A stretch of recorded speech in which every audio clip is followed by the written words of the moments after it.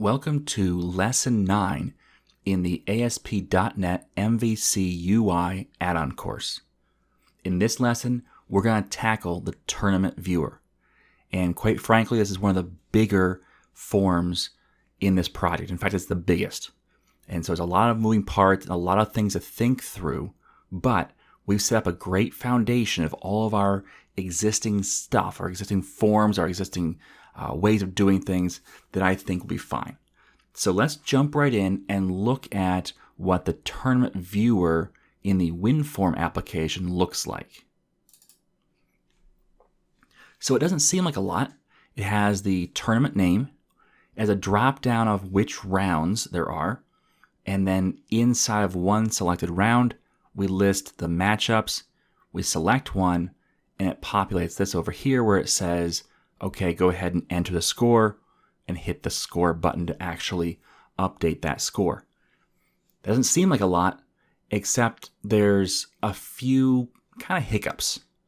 Okay, the first hiccup is, where do we load one individual tournament? Well, we don't. We actually don't have a system in place to load just one tournament. If we look at the iData Access, our interface, we see that we have the get tournaments underscore all, but we don't have a get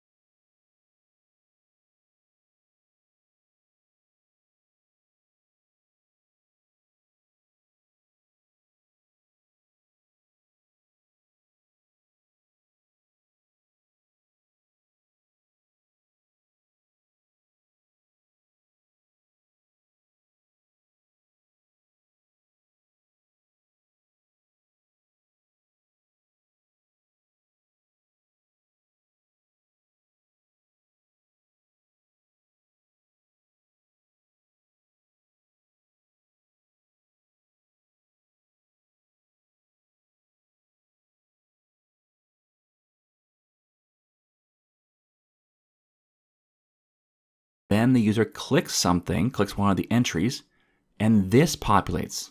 Again, stateless, that's not how we work. And then from there, we hit score after filling the information in, and yet again, the page is updated. So there's actually 3 or 4 different places where the page updates dynamically based upon the user's input. And that's not really how MVC works. And I feel like a broken record here, but I'm saying this over and over again because it's really true. So we really need to reimagine how this page works without changing the functionality entirely.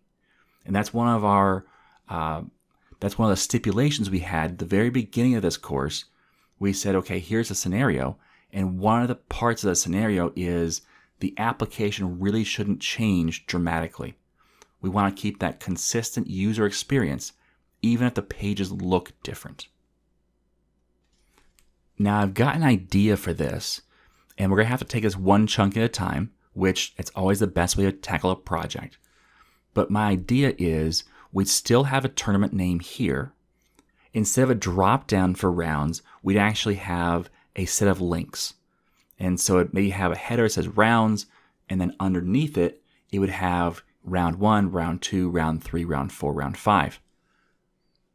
Now we could even kind of take that to the next level and have a different color for each link, or maybe a button next to it that says disabled or finished for the rounds that have been completed, or maybe it says completed. That sounds a little more reasonable.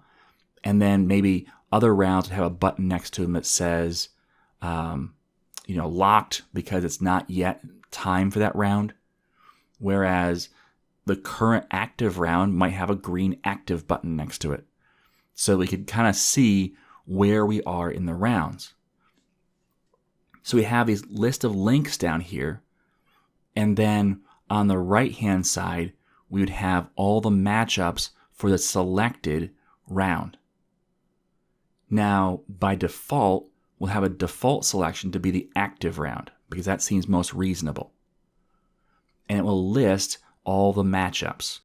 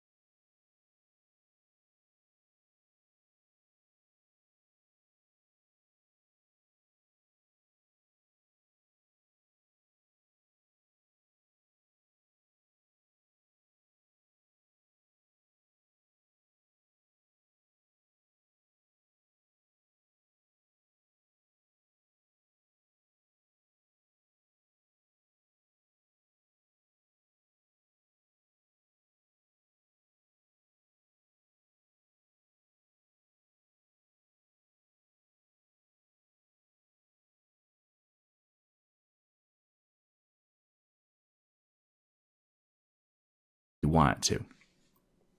But essentially, we're going to have this layout of tournament, round list, and then the actual matchups. Now, we're going to have to do some tricky stuff with the routes in order to pass both the tournament ID as well as the round ID through that URL. So we'll see how to do that. It's a great opportunity to talk about how to adjust the URL or adjust that route in order to best accommodate what we need.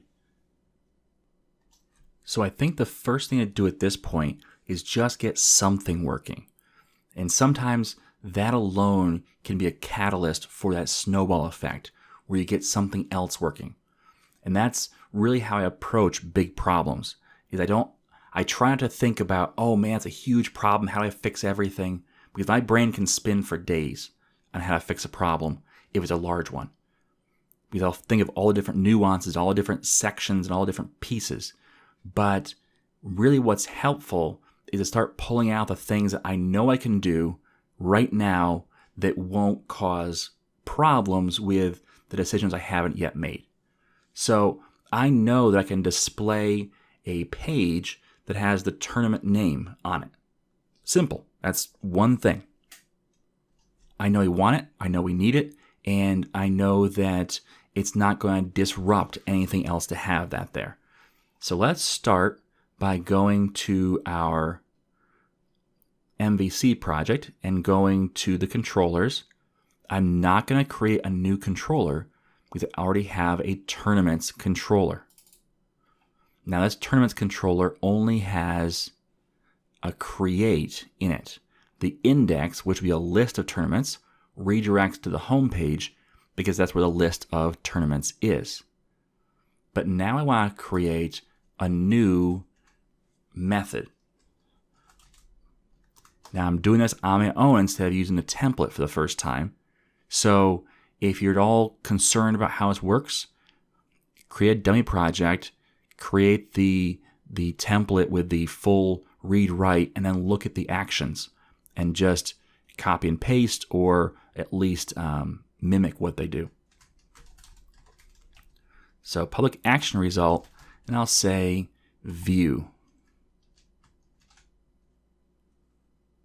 And I'll return view. And that actually probably shouldn't be view. Let's go with details.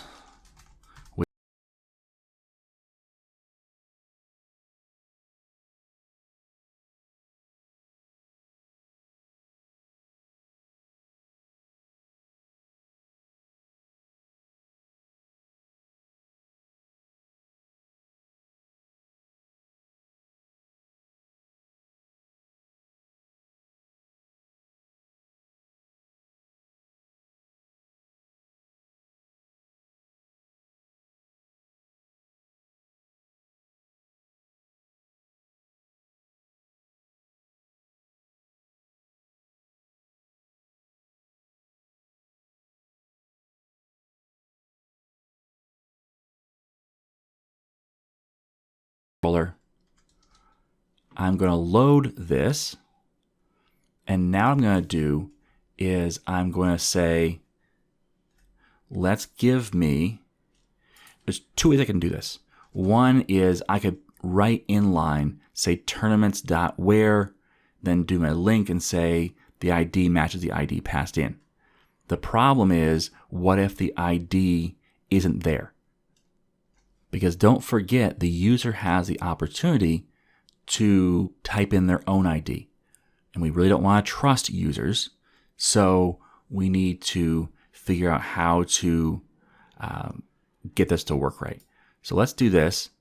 Instead of just return view, what I'll do instead is I'll say, let's do a try catch. I won't even worry about what the exception is. Instead, I'll have a return redirect to action. And we'll redirect them to the index on the home controller.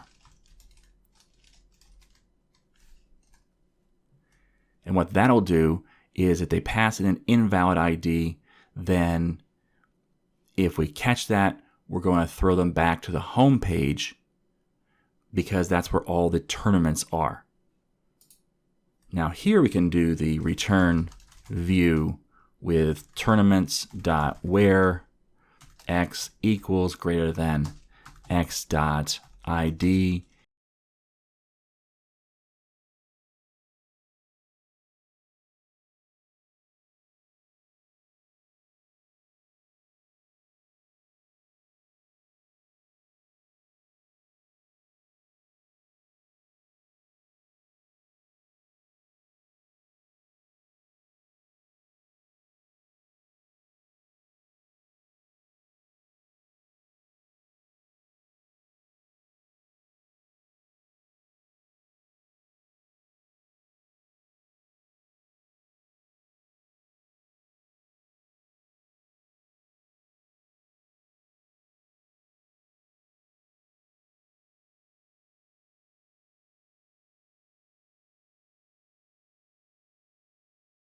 Not going to pass through nicely.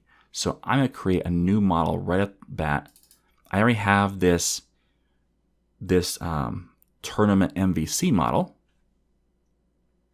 So the question is, do we use this existing model we created for creating tournaments in order to also view them? And I really do think this is a separate animal. It's a different type because we really don't care about entry fees or entered teams or prizes. We don't care. We're not going to display the prizes. We're not going to display the teams. Instead, all we really care about is the tournament name and those rounds. So it's a totally different model. And instead of trying to shoehorn both things into one model, which some people love to do, I am not a fan of. So instead of doing that, what we're going to do is create two separate models. And here's the reason why. First of all, creating a new model is cheap. It's not like you're being charged every time we create a new model. They're free. The amount of code you write isn't really the relevant piece of information. Instead, what's relevant is how much information are we passing back and forth from the front end to the back end and the back end to the front end. And if we make these models huge, we're passing extra information across. So let's not do that. Instead, let's create targeted models, which means Tournament MVC model now doesn't really do a good job of describing what I want. So instead, I'm going to rename this Tournament MVC Create Model. And it's going to say, would you like to rename that? Yes, I would. Notice in the tournament controller, it's already been updated. It's now a Tournament MVC Create Model. The one place it might not be, if we go down to our Tournaments folder inside the views, let's look over here and we see Tournament MVC Model. Now it's correct. So as another one of those tweaks with the Razor View Engine, that it didn't realize this need to be updated as well. Now, we don't have to change anything else because we just changed the name. We didn't change any of the properties. So just note that we do need to update our CS.html file that uses that, not just expect the Visual Studio to update every reference everywhere. All right, so we've made that modification where we now have, let's make this a little bigger, the tournament MVC create model. Now let's create a new one, and we'll call this tournament MVC view model. Let's call it details model, because that matches up with our controller action. So that's a little more clear of what it's doing.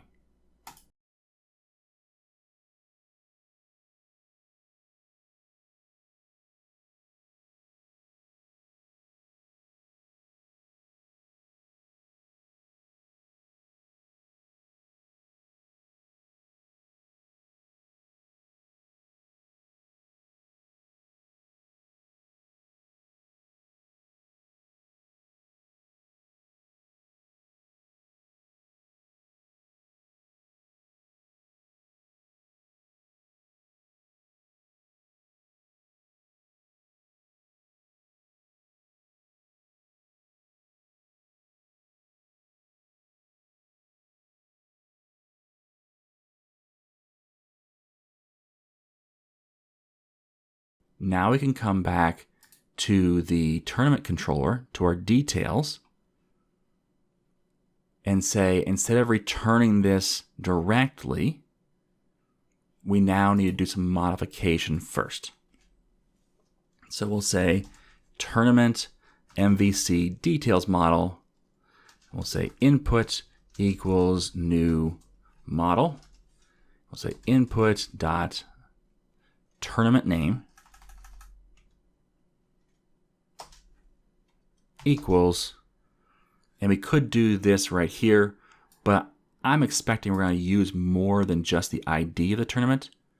So what we're going to do instead is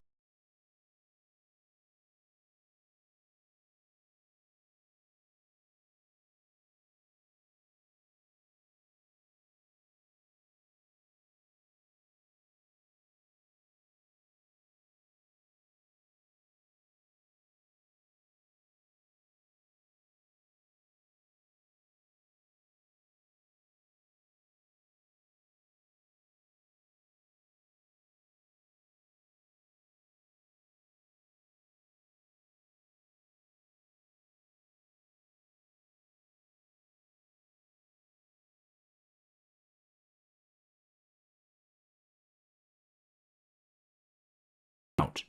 But it seems to make more sense to call it input because it's information going into the view. So that's why I'm calling it input. It's really up to you what you call it, but it seems to make sense to me. So that's why I'm calling it input. So that way I know not to send the tournament model to the view, which would take it, but instead I send the input. Now, obviously, when we create the view, we're going to type it to this tournament MVC details model. So it would crash if you sent the wrong one, but let's not even go that far because we're using keywords to know which one to send. So right click on details, say add view. It's a details template, and the model is not the tournament model, not the tournament MVC create model, but the tournament MVC details model. We don't need that script reference, so we can uncheck that, and we hit add, and there we go. And instead of saying details, let's look at this. It just says tournament and the name. So let's plan on doing something similar to that, where we'll say tournament :space, and then we'll have the actual display for. Notice it says display for instead of editor for. That's because it's just putting information down to show you, not for you to have an ability to edit it. So we can actually move this up here. So display for tournament name. And we can actually take all of this information out. We definitely don't need the edit, and return to list we can keep because that will return us to the home page, and that's okay to do. So we'll leave that there. This though can go away because we don't need to have that. We're going to put our own information in. And I also don't like this H4 being here, so we'll take that out. We'll leave the horizontal rule for now because we used it previously and we kind of liked the look of it. But let's just try this out. Let's launch the site at the root, not trying to launch a specific tournament. And let's see how this works. Now let's assume, I haven't hooked these links up yet, we will next, but let's assume we do /tournaments/1, and we assume that there's a tournament number 1. And it says, I can't find that. Well, that's because it's actually not tournament/1, it's tournaments/details/1. Let's see if we find that. There we go. So this tournament is called First Tourney, and that's all we have. That's all the information we have, but we do know that it is displaying. So that's cool. We actually have our first bit of information done and working. Now, just to make our lives a little easier, let's close this out and go back to our home page. So we'll go to the Views Home Index, and we have that for each here. We have a link and the tournament's name. And this is based off a list of tournaments.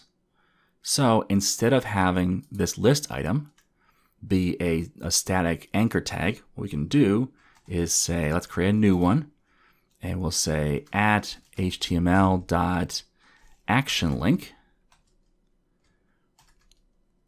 And we'll call this item.tournament name because that's the link name, which we already used right here. And then we'll say the action name is details, and the controller name, let's find that. There's a controller name. So controller name should be tournaments. And then we have to pass in any either HTML attributes or we want the route values. So let's do this. Let's do a routes value, and we'll say new. This is an anonymous class instance or anonymous object. And we'll say ID equals item dot. We need to have the ID of the tournament. Now we can say new anonymous object, and that should be all we need. So what did I just do there? Or at least what I did attempt to do. Let's make sure it's going to work first before we say I did it. So this action link, we want to say the tournament name. We got that. And we want to pass it to the tournament's controller, the details action. Got it. But we wanted to have the ID as well because we need to know which tournament to act on. So remember I said tournament/details/1? Well, that /1 we need to add to our action link.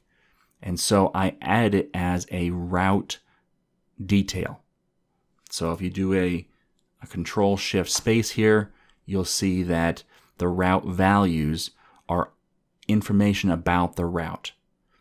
Now, how do I know to call ID? If we go back up to the top of our MVC application, go to App Start, and look at the route config, my route, I have one. It has controller, action, and ID. I could specify any of those inside this anonymous object. I could say action and controller, but I already have those two specified here, so I just need to add the ID. Now, it wanted the route information and then the HTML information, so I'm leaving that blank or empty as an object. So hopefully that should work. Let's see if it does. Let's take this one out since we no longer need it. And let's run the home page and see what we get.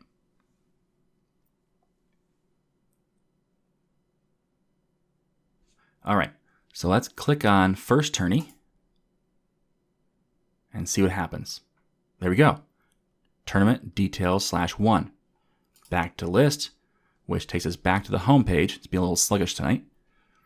Let's click on the basketball tournament. And it should take us to basketball tournament details /6. So that's working. So now we just need to fill in the information down below. So the rounds first. Let's get those first, and then we'll move on to the display of the matchups. So let's close this out. So let's start by closing everything except for this view again. So close all but this. And then let's look at the code behind for this. So F7. And let's look at how it breaks down the rounds. Because why reinvent the wheel?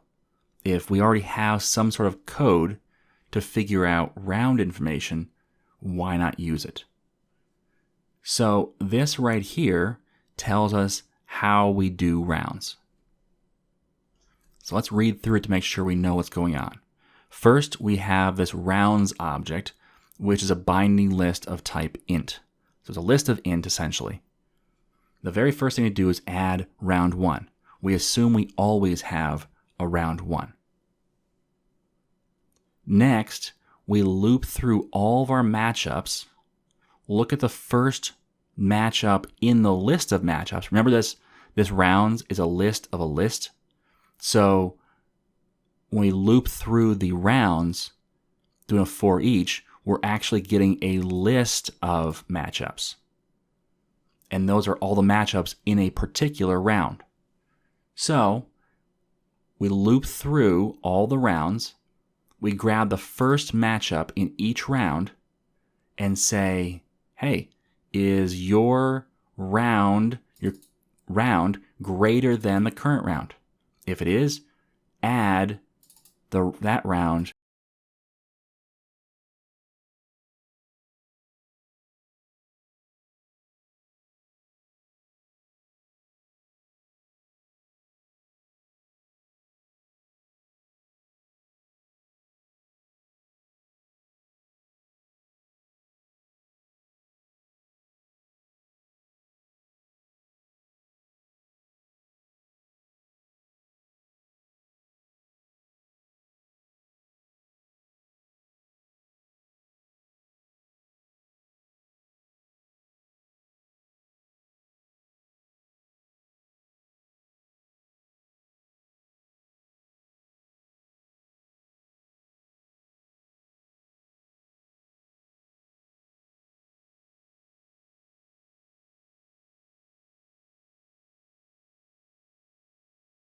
the round information. So I want to say, okay, here's all the rounds we have. Now, there's a few ways we could do this. One is just a list of int that has, okay, here's the 6 rounds, or we can get a little more complicated. And I think I actually want to get a little more complicated. So let's do this. Let's create a new class. I'll right-click on models and say add a class. And I'm going to say this is the round model. And I'll call it round MVC model, just in case I had a round model in my class library. And since I'm calling all these MVC model, that way it matches up. So in here, I want to have a few pieces of information.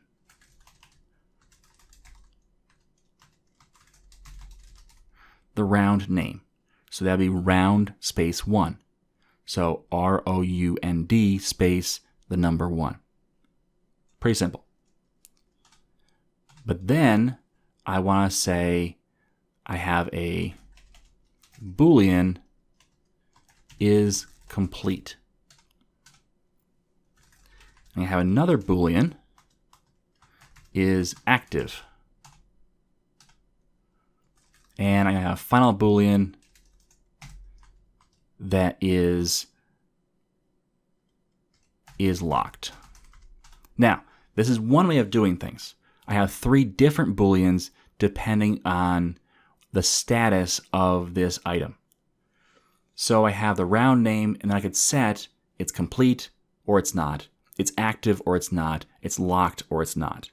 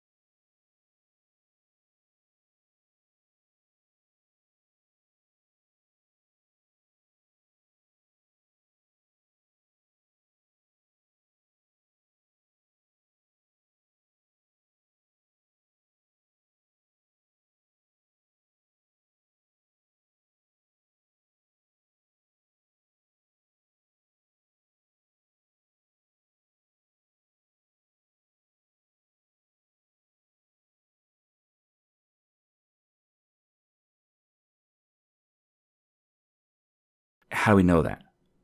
So I think the better option would be to have an enum. Now, enums are always a fun little animal to work with because personally, I'm never sure where to put them. I'm not sure if they should get their own class or not. Typically, I lean towards they don't, but every once in a while, I'm like, maybe they should have their own class. Classes are free. Why not? So this is one of those things where best practice, there's like 4 different best practices that all conflict. So what I'm going to do is what I think is probably the best of all worlds. I'm going to right click on the project and I'm going to say add, new folder. I'm going to call it helpers. And this is a catch-all folder for things that help out my MVC. Now that may be too generic for you, and that's fine. Be more specific. But for me, I'm going to use helpers. Create a class. I'm going to call it enums. And I'll take out the public class enum. So now I have a file that's called enums that doesn't have a class in it. It just has enums. I will also take off the .helpers. I want that right on the root of my namespace. So right in the root of MVC UI. Now I can say enum, and I get public. I was hoping that the snippet would do that for us, but it doesn't. Public enum status. And now I can have active, I can have locked, and I can have complete. So now over here, I can call this, and let's get more generic or more specific than just status. Let's call this the round status. That way we're very clear on what this is. And we can call this status and be okay. So round status, and we can even default it if you wanted to, but I think for now we'll leave it alone and just set it for every round. So we're kind of going down the rabbit hole a little bit. We've created a new class, and we haven't even touched this, the tournaments MVC details model. But now what I want here is I want to have a list of round MVC model. And I'm going to call this rounds. And I should use a snippet.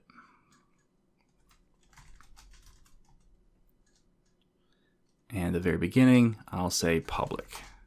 So there we go. So there's a snippet called rounds. I don't even need to change the display name because rounds works. It's only one word. So let's call that good. So now we have this list of rounds we can display on the front end for us. So what we can do now is we can go back to our controller and say, okay, you've loaded the tournament name. Now let's load the rounds.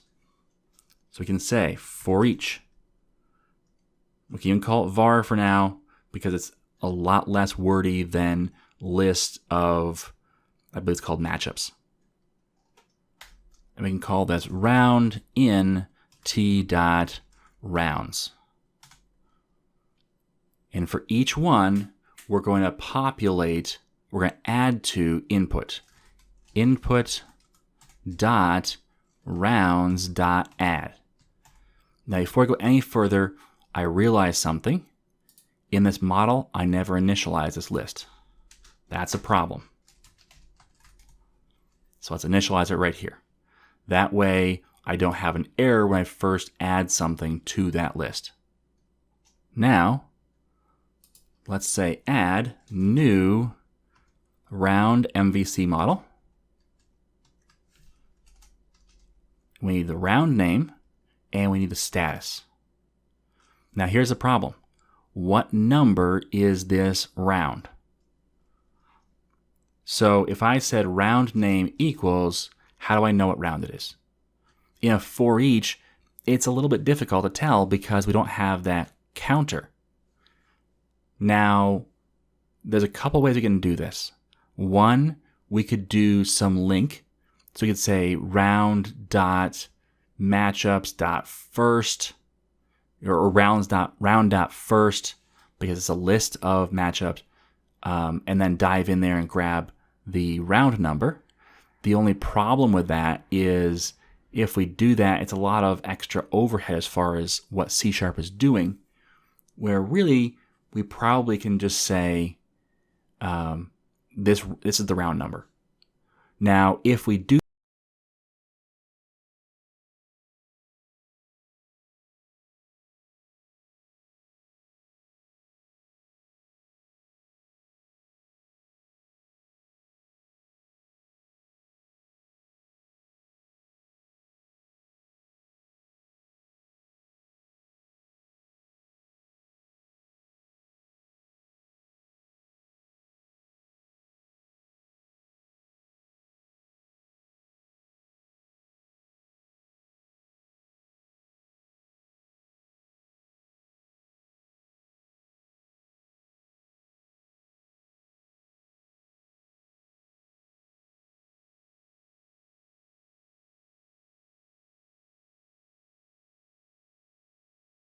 dot matchup round right down here,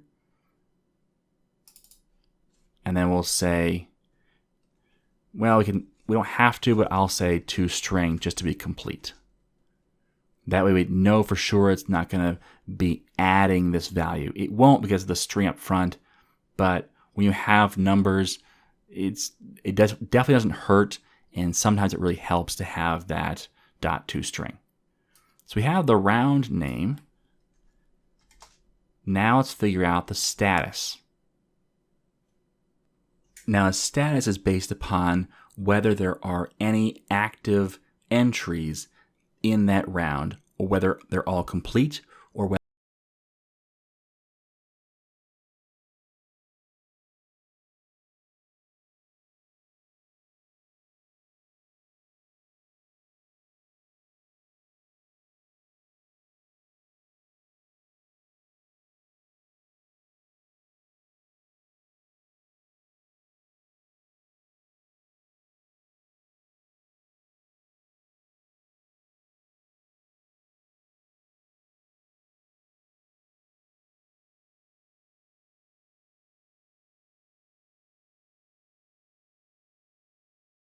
hasn't been a winner yet, or unplayed only checkbox is checked.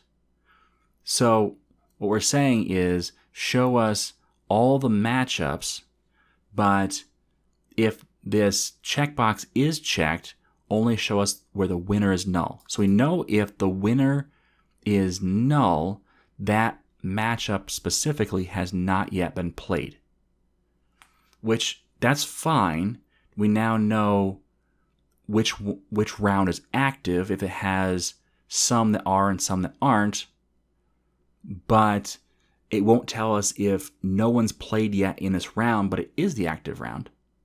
So we have to figure out a different way than what we did here because we're looking for more information.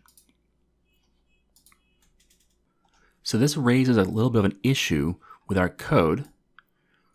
So I'm actually going to rethink how we do things. I'll minimize that so we have more space. Right now we're doing a for each because we're not assured of the order. But if we were assured of the order, then we could check the first round and say, do you have winners for everybody? If you do, you're complete. And then I'll check the next round. Do you have winners for everybody? If you don't, then you're the active round. And then from then on, every round afterwards is not yet ready to be played. But that's all predicated on the idea that we have rounds in order, and we're not confident we always will. But it seems like it would be it's easier to become confident in the order or to set the order than it is to do all this other gyrations to figure out what the round is. So let's work on that. Let's assume we can do a for. So for I equals 0, I is less than t dot rounds, and we're going to do dot count. But before we do, how do we do an order by? X equals greater than X dot first dot matchup round. So we're going to order by the first entry's matchup round, which should be the correct value. It should be, 1 for round 1, 2 for round 2, and so on and so forth. Dot count. Let's see if that works. And it goes, no, that doesn't work. So let's find out why. Let's first start at pulling this out and seeing what we can see. Let's comment this out for now. This is how you debug and diagnose code and try things out. So I'm going to look at the order by, and the order by returns an I ordered enumerable.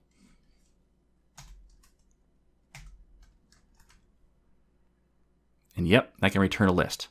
So now we can do is say var, we can call it var instead of a list of matchup. Var, sometimes it's easier. So we'll call it var ordered rounds equals, and now in here, we don't have to do that here. We can just say ordered rounds dot count. Now we know that we're looping through in the proper order, or at least we assume we are. But now that makes this easier. So let's cut this out and paste it in down here. And we'll say instead of saying round equals round.first.matchup to string and all the rest, we can say it's I plus 1. Why plus 1? Well, we start at 0. And we're not in round 0, we're in round 1. Now we need to figure out our status.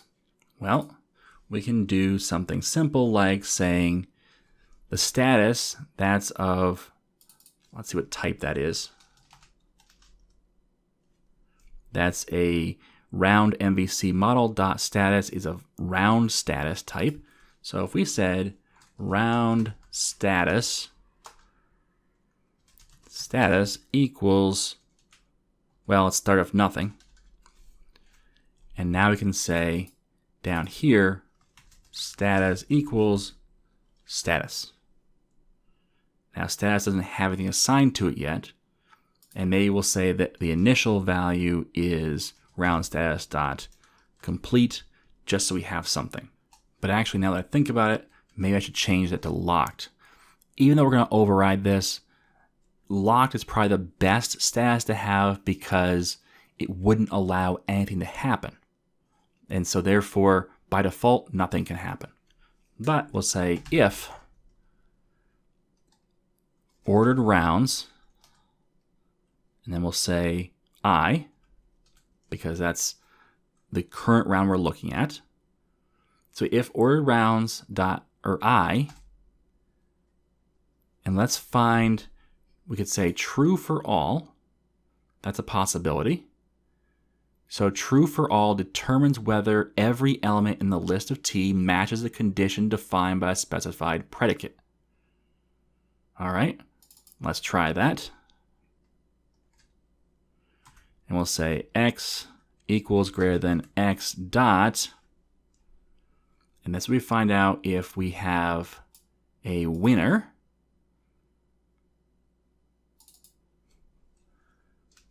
And we'll say winner equals null. So if all the winners, are not equal to null. Because back here on our page right here, let's go to F7 and look down here. We're saying if winner is not equal to null, then it's not yet been played. So therefore, if it's equal to null, it's not been played. Therefore, if it's not equal to null, it has been played. So if they're all not equal null, meaning they've all been played, then status equals round status dot complete. So that'll find our completed rounds for us, and we can do an else statement here and find our not yet completed round. Therefore, status equals active. But how do we know we've already tripped over an active? Because everything after that, we don't need to do a check. It's already locked. So therefore, we need a variable outside here called bool, and we'll say active found equals false. And so now we do is right in here, we'll say active found equals true. And then we'll wrap all of this with we'll surround it. So let's find our surround with, and again, I'm not finding that in the list, which is interesting. So we'll just do a cut. And we'll say if active found, then set the, actually if not found, then do this. So if it's not yet found an active, then check to see if it's complete, and if it's not complete yet, then it's active. But if active has been found, don't do anything because the round status is locked. So our default actually works really well for us. So now we can set those 3 different types, and only one can be active, and now we know which it is when we insert the round. So now our class has all the round information to display on the page. Let's go back and look at that page, and I have too much stuff open. So let's close all this stuff down, and let's open up our page down here. So let's go to details. And remember I said that what I wanted is a section or a column for the rounds, and then the rest of the page display all the matchups. So let's start with a div class equals row, and then a div class equals call-md-2. And you may ask yourself, how do I determine how many columns wide I want it to be? And that really is a little bit of experience and a little bit guesswork. So I just throw something on the page and see if it works, because the really cool thing is, if I say, you know what, this 2 and 10 is not working, we'll have another one that says 10. So if I say, you know what, that's just not working, I need more space for this column up here, I'll say 3 and I'll change this to 9. Done. That's all you need to do. So it really is a painless process to change these after the fact once I test it. The only time it's not a painless process is when I do too many of these, where I'll do tons and then I'll test it after I change a ton of things. Because then if I go, oh, no, I need more space there and less space here, and change this down there, then it gives me a ton of change, and that's not a good thing. That's why I always encourage you to test early, test often. So in here, I'm going to have a for each. But I'll first start with a display for, and actually I'll have a display name for. Instead of display for, we'll do display name for. And instead of tournament name, it will be rounds. And I'll probably wrap that in something. I'm not sure what yet, but let's look at the home page. Because I know we have over here, it's an H2. So we have current tournaments wrapped in an H2. So something similar for our rounds. So therefore, I'll cut this out and say H2. And there we go. There's rounds. And then below that, I'll do a for each. And in fact, I'll probably do a for each that's very, very similar to this for each right here. In fact, I'll probably even style it the same. So even though it says tourney display instead of round display, it's really the same. So I'm going to copy and paste this in, and then instead of, and my formatting's messed up, so let's go to advanced format document, and it's still yelling at me because I've got an error on my model, and that's okay. We can say model.rounds.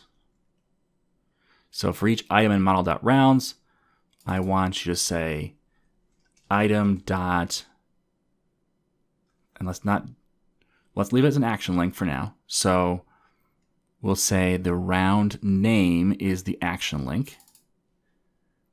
And we're going to leave details and tournaments for now. We're going to change this in the very near future. We don't have an ID for the round. That's interesting. We'll have to actually add that. So for now, what we'll say is we'll just pass in a 0. And that'll at least satisfy the condition. So now that should work. Let's see if the formatting will work for us this time. And hey, it doesn't. Great. Oh well. So just tab it in, and you're good to go. Again, it's a quirk of the Razor View engine. So I have my list of rounds. I know I need to modify my model. So let's go to details model. And inside, it's actually rounds model. So let's go there. So I need to have another one, another property, be an int round number. Not a rounded number, the round number. Okay, so then we can close this out, go back to our controller, and then here we can say round number equals I plus 1. Now we can come back to our details page and say it's the item dot round number. And we'll figure out how to actually pass more information through this in a minute. We're not yet expecting this link to work. I just want you to see that it shows up. I want to see that it shows up because I've changed a lot of things and it makes me uncomfortable to change that many things without first testing it. So let's test it. And I actually started on the details page. It'll give me an error because there is no tournament selected. Let's go back to the home page.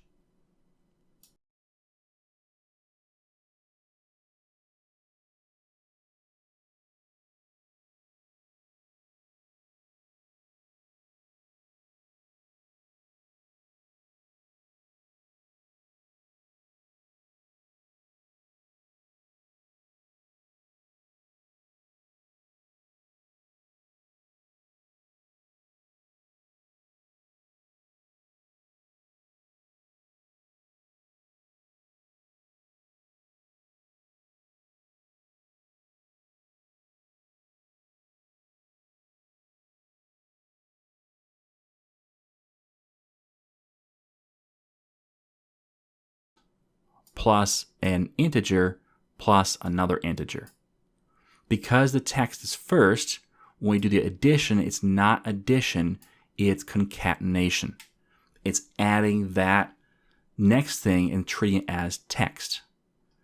So therefore, the way to fix this, let's stop this. So I'll pull this back over and stop this. I'm going to wrap this inside parens. So now it should add I plus 1 first and then put it next to rounds. Let's check over here to make sure we're not doing anything similar. This is just addition of an integer plus another integer, no problem there. So I think that's the only place we have that problem, but at least we saw it now, so we know that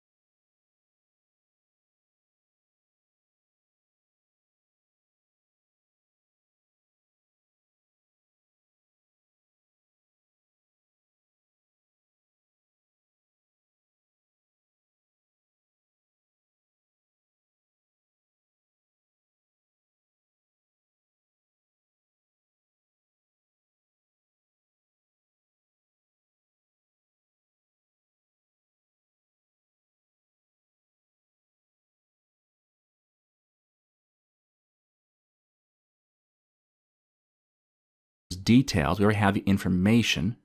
So let's just add it after this action link. And I'm actually going to hit enter a couple times here. And I'll tab this in. So now we have our list item, the action link on the next line. And if you're not familiar, HTML doesn't really pay attention to the carriage return inside of HTML. Instead, what it looks for is items that break intentionally. And so because it does not look for the carriage return, we can easily put things on multiple lines in order to make them look a little better for our visual perusal. So in this case, I'm going to put it on the next line, even though it will show up in the same line inside of the actual rendered HTML page. All right, so I'm going to create a span. I'm going to give a class equal to label and label dash. And we have options here: danger, default, info, primary, success, and warning. Now, if you were to go to that boot swatch page /superhero, you can see all of the different options and what they look like for labels. Now, I want different labels depending on what the status is. So I have to choose which label based upon the status. So I'm going to start with saying that the default will be for the completed ones. And so in fact, I can just say completed. Now I could do it lowercase or I can do it uppercase, you know, the uppercase C. I'm going to start with lowercase everything and just see how that looks. But first, I need an if statement. If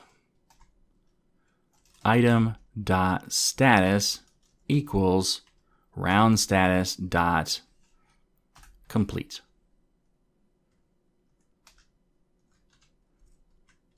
And if it is, then show this span. Now I need another if statement. Let's do an else if and see if this works. I forget if Razor will allow this or not. Yeah, it's saying no. But let's try putting an at in front of it. And I believe we have to do else if like this. Nope. So we've got to figure out how Razor does else if. Now I've done a bit of digging and trying to find out information on how to do an else if. Some people say, well, that should work. And you know what? Now it does. So maybe that's okay. But it's hard to find good information on Razor sometimes. So just be persistent. And also, if you get a red squiggly in the Razor engine, it might not be your error. Assume that it is, but it might not be. Every once in a while, you get an error where if you give it a little bit of time, or if you do a rebuild, or even just a run, it will go away. So in this case, an else if does seem to be working. Let's just make sure by completing it. So we'll say dot complete. Instead of dot complete, we'll say active. And that seems to be working the way you want. Now the other option here is we could do a switch statement. So that also would work. So it's at switch and all the rest just works like normal in C#. Now for active, I'm going to change this to say active. Instead of label dash default, let's do label dash success. Success is green, so that's good. And then we could do an else if here or just an else. I am going to say let's do an else if, and here's why. What if you decide later on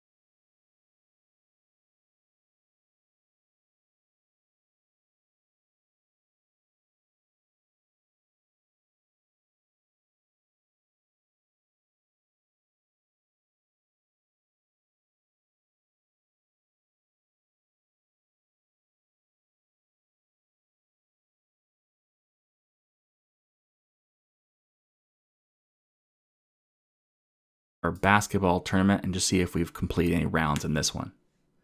We have. So you got a completed round, we have an active round, and that should say locked. We can change that really quickly.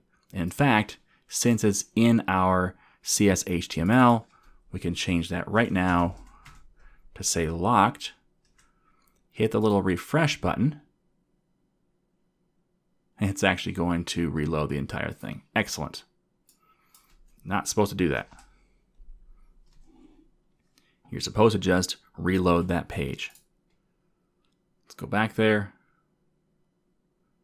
And now we've got completed, active, and locked. Cool. I like it. Now, if you want a little more space there, there's a couple things you could do. One is really simple. You could just add a non-breaking space. So that would be the @ symbol and then NBSP and then a semicolon. So I would do that right after this action link. So I'd do something like this, where I'd say ampersand NBSP, like so.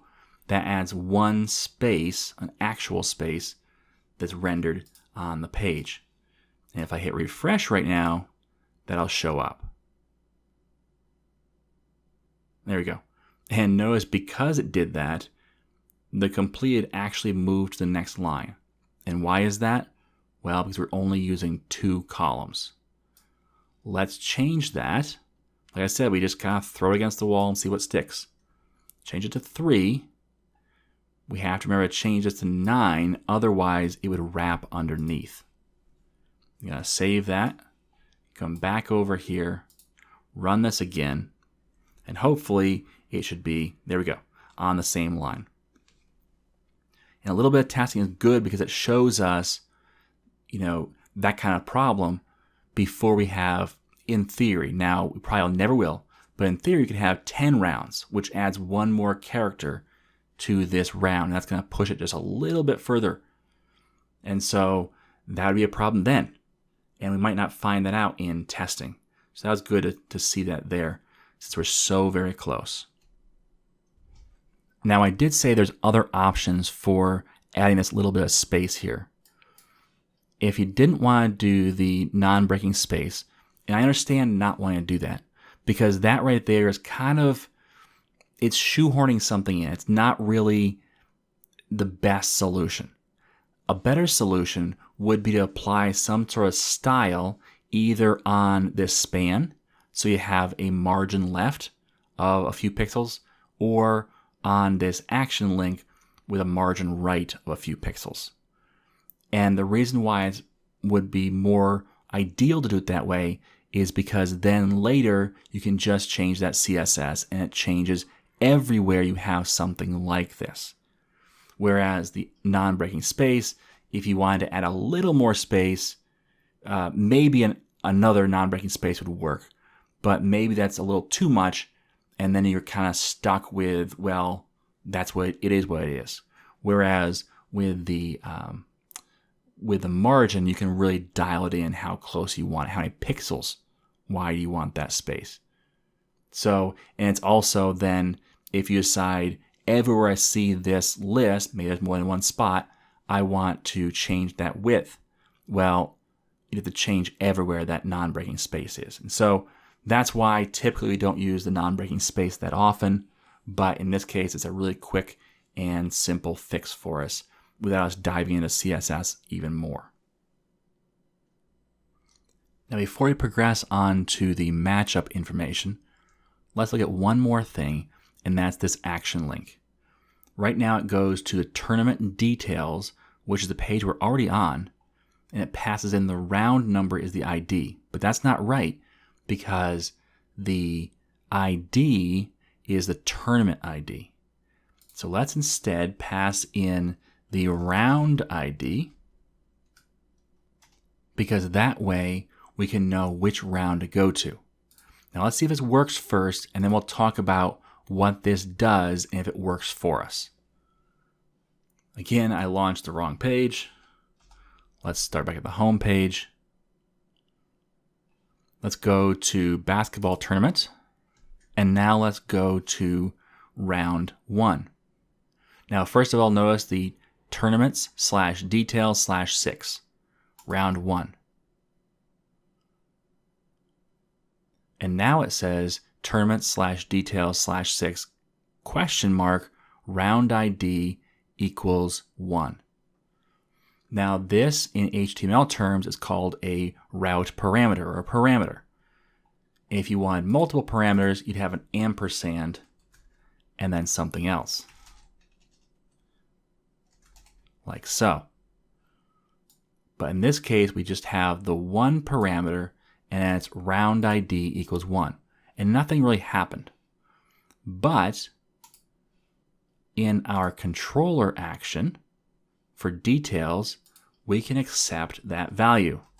Int round ID, and then let's give it a default value of 0. Because we don't necessarily always want to have to pass it in. We want to have the ability to not pass it in. And the idea is if we don't pass it in, then we say that it's the active round. That way, we don't have to know which round is the active one. So now inside here, we can actually add to a round MVC model, we can add some matchup information. So let's look at our tournament MVC details model. We have tournament name and a list of the rounds. Now what we want to have, and let's just write this out in comments so we can see what we want. We're going to want to have a list because it's going to be a set of matchups. So a list of matchups. But inside that list, we need a few pieces of information.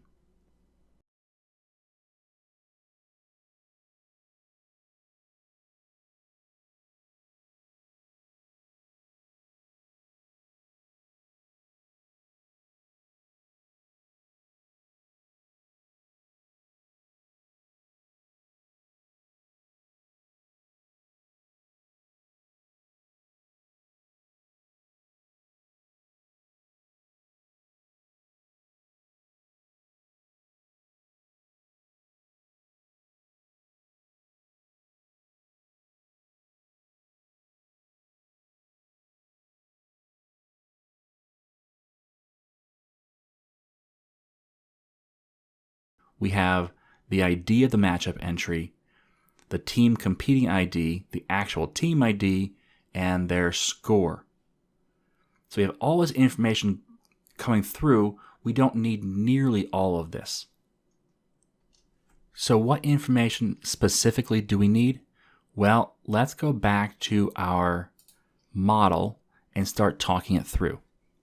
We know we need the matchup ID because when we actually post the form where we say, okay, here's the scores, we need to know which matchup to put that back into.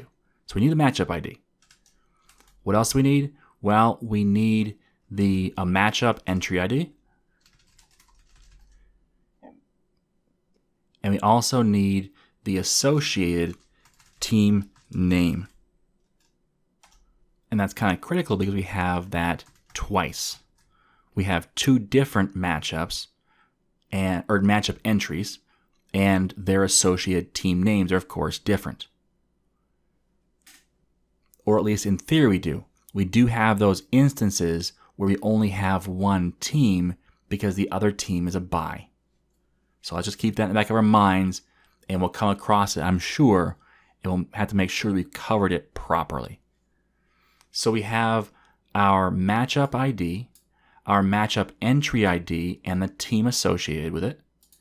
And then associated with that, we need to have a score. And that's really all the information we need to pass to the form. And that form is going to be per matchup. And the reason why you only need this information is because once they hit submit, meaning they filled in a score for both teams, and they hit submit, it's going to post back to our controller.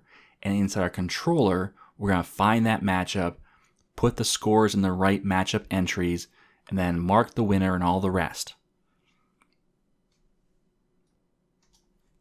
So what it looks like is we need some sort of custom model. So let's cut this out, or actually copy it for now. We'll create a new model. We're going to call this a matchup MVC model.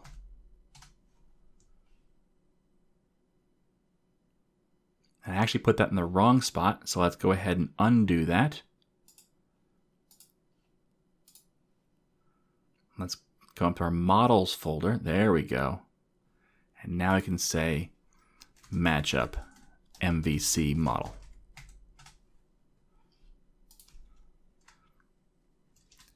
Now there's our comments.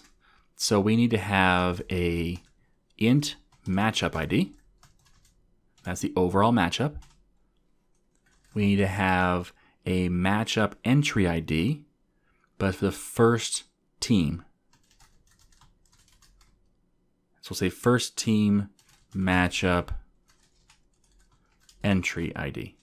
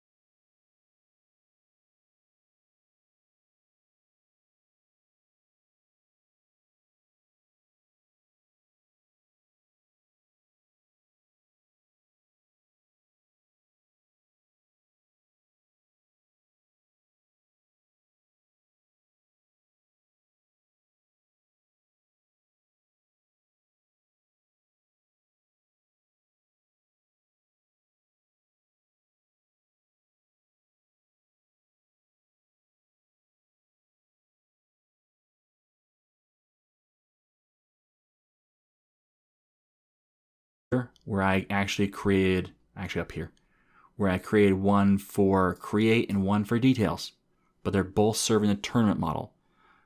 Go ahead and do that. It's fine. That they're serving two different purposes. One is for displaying create information, whereas one is for displaying details information. Okay, so we have our matchup MVC model. Now let's come back over here and say prop list of matchup MVC model, and we'll say matchups. So this is going to be all the matchups in the currently selected round. So now we can go over to our, let's close some of these things out so we have some more room to work. Our tournament. And inside here, we're going to have to load that current round, or whatever round we want, right, to load that into our model. Now, I'm thinking we're already getting pretty complex in here, and it's getting hard to read and hard to understand. And in fact, I would probably do a refactor sometime soon, where I'd even pull this out and make it a few more private methods. But for now, I'm going to make just one private method. I'm going to say private, and let's return a list of matchup MVC model. And we'll say get matchups. And we'll have let's actually pass in the matchups from our tournament. So we have a tournament and it has a list of matchups. So list of matchup model. So list of matchup model, and we'll call that the input. So this is going to return a list of MVC matchup model. And let's just for right now create an output. So a list of matchup MVC model, call it output equals new list, and then return output. Not that, output. Well, here's the reason why. I spelled it wrong. Output. There we go. Now it's returning an empty list right now. That's not good. In fact, I'd put it to do here.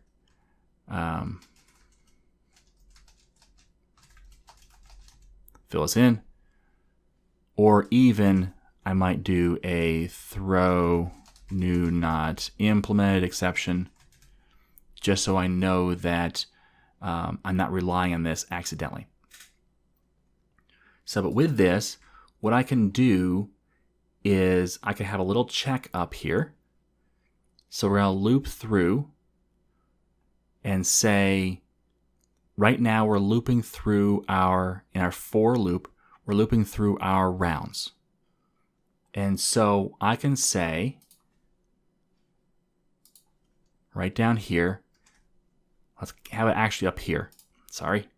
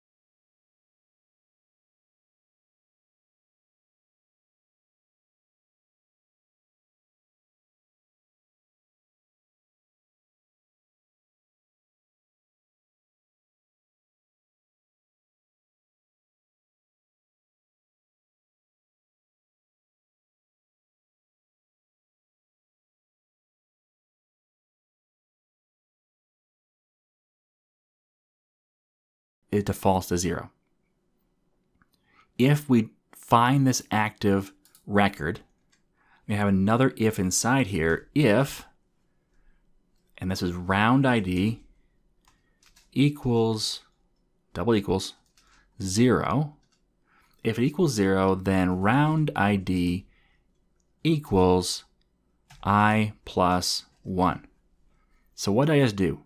Well, I set the round ID to be the active rounds number. So if it's round 3, then round 3.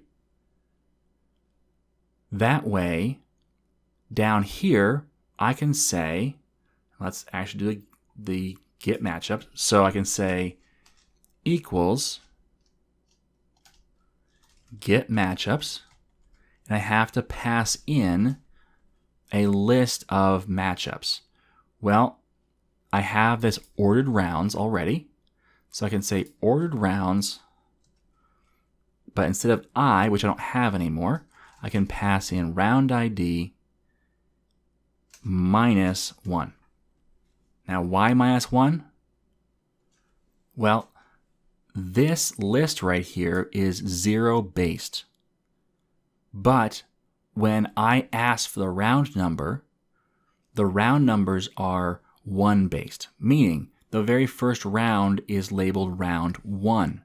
Whereas for a 0 based list, the very first round would be round 0.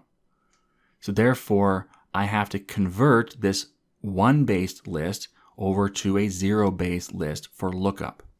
Therefore, I say it's round ID minus 1. Now you may think, well, we added 1 here, and now we're subtracting 1 down here. Why not subtract 1 and not add 1? And the reason why is because we're passing in a round sometimes. And that round is not zero-based. Therefore, we can't do that. So that's why the +1, -1, and it should all work. But now that we have the matchups, we can say input dot matchups equals matchups. Now we could make this even a little bit cleaner by taking this right here and putting it right there and not even creating that variable. So there you go. That makes it a little simpler, a little on the fly refactoring there, where we get the matchups based upon the ordered rounds, which round they passed in, -1.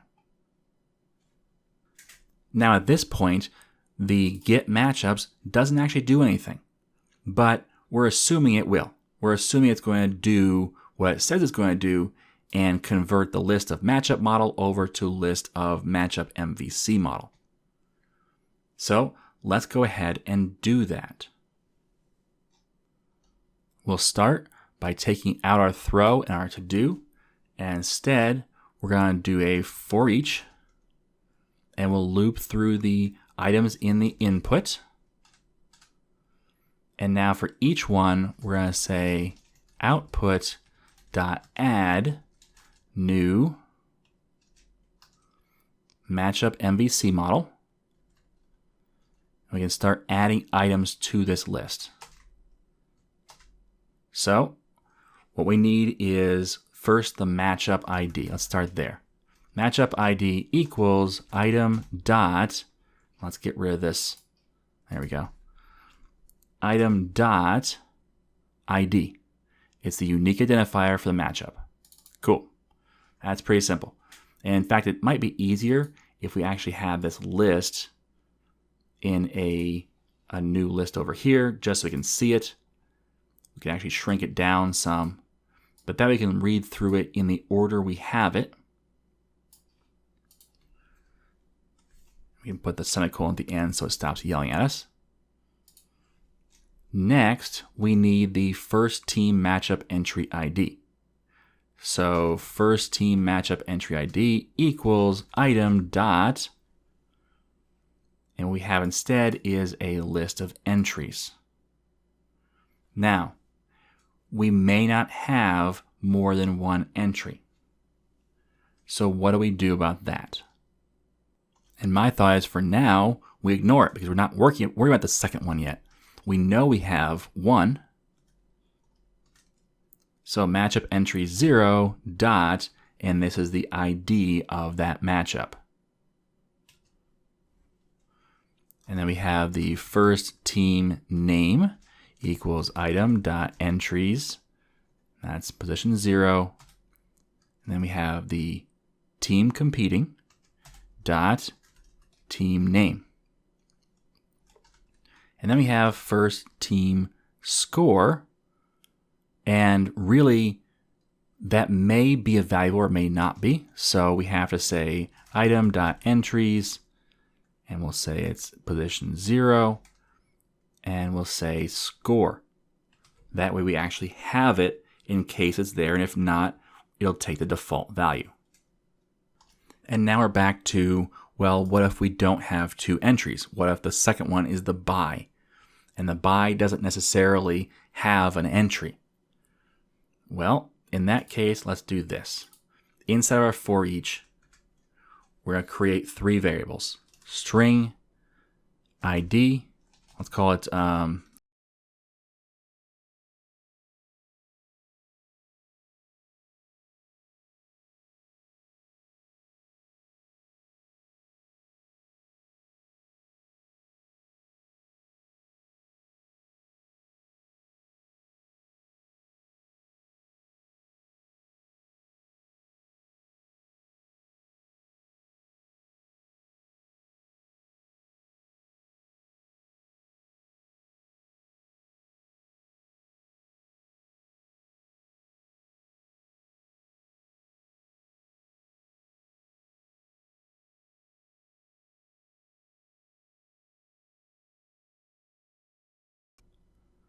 item dot entries,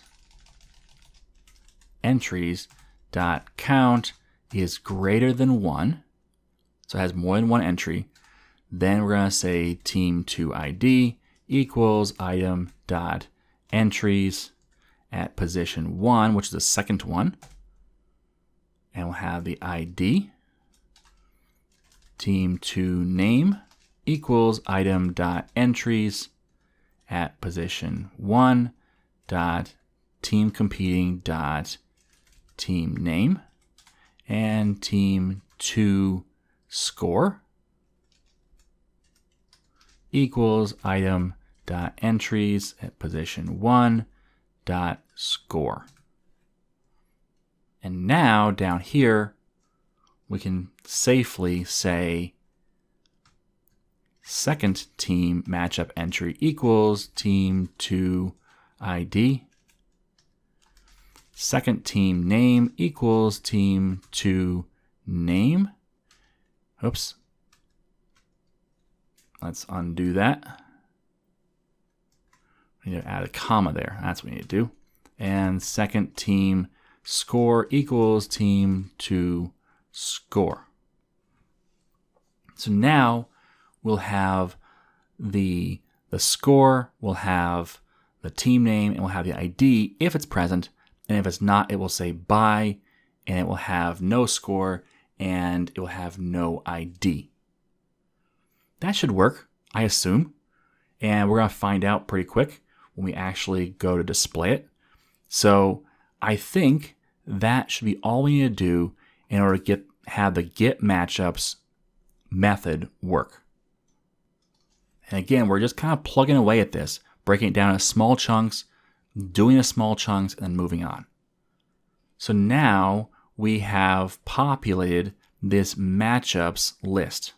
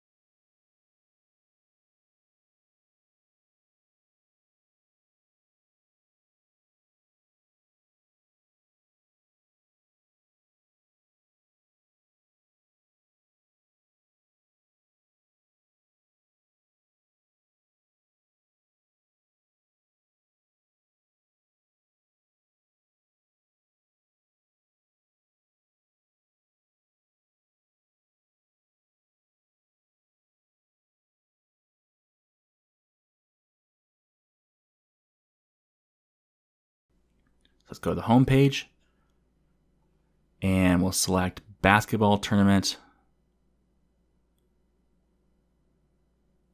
We'll wait for it. And nothing seems to have happened. It seems to have crashed or gone back to the home page, which means we've got a problem. So let's figure out what that problem is, but first I'll try another one just in case. There we go. So maybe basketball tournament didn't have all the information in it, and we can investigate that at some point, but for right now, we know that we need to not worry about it because we actually have something that works. So unless there's some other quirk we haven't come across yet, we're okay. So this should be round 1 because that's the active round. Let's click on round 2.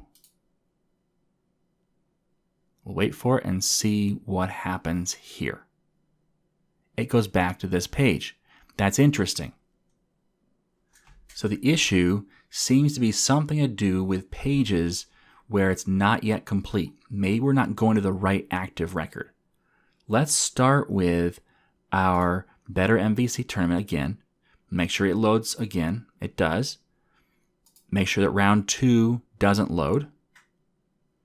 And this is just one of those testing things. It doesn't. So we'll go back to that again. Make sure it loads. Okay. Now go over to our controller and let's step through what happens on details when we change over to round 2. So the round coming in is round 2. And we say, okay, get all the tournaments. And that's cool. I'm sure that works. It does. So now the tournaments, it says there's 9 tournaments total in our database. And we're going to find just the one that we want. So let's step down through here. We'll step over the creation of a new instance. And we'll step over getting the right tournament. We'll mouse over it now and make sure that, yes, in fact, it's the Better MVC tournament. It populates the name. That's no big deal. The ordered rounds, figure out the rounds. It says, nope, I've not found the active one. Then it's going to loop through each round.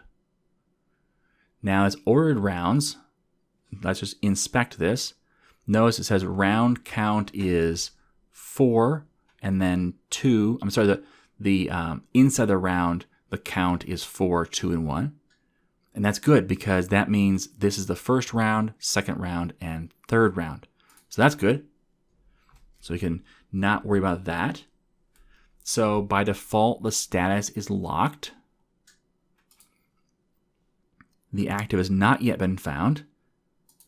Therefore, we're going to look to see if everyone's been marked as or not as a winner.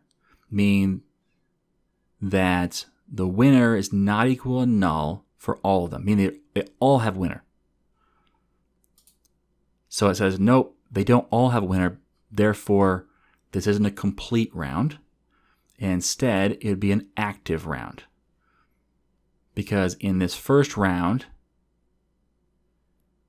there is no winner. It says null for all of these entries. It's a little small, but trust me, it says null. And the reason why it says null is because we haven't actually marked anybody as a winner. And actually, we have marked one winner. We've marked the uncanny losers because they get a bye week. So there's only one entry there. And it says, they have no score, but they do have it marked as a winner because they're not playing against anybody. So this is the active round. We found the active. If the round ID equals 0, it does not. That would be if we didn't specify which round it was. And we can come down here and now go to our rounds and add this round. And that works. We can kind of step through the next couple of rounds because we know that this system should work. Now we come to our matchups. We get the matchups of our round. Let's step in here. Now, for our input, we have 2 entries.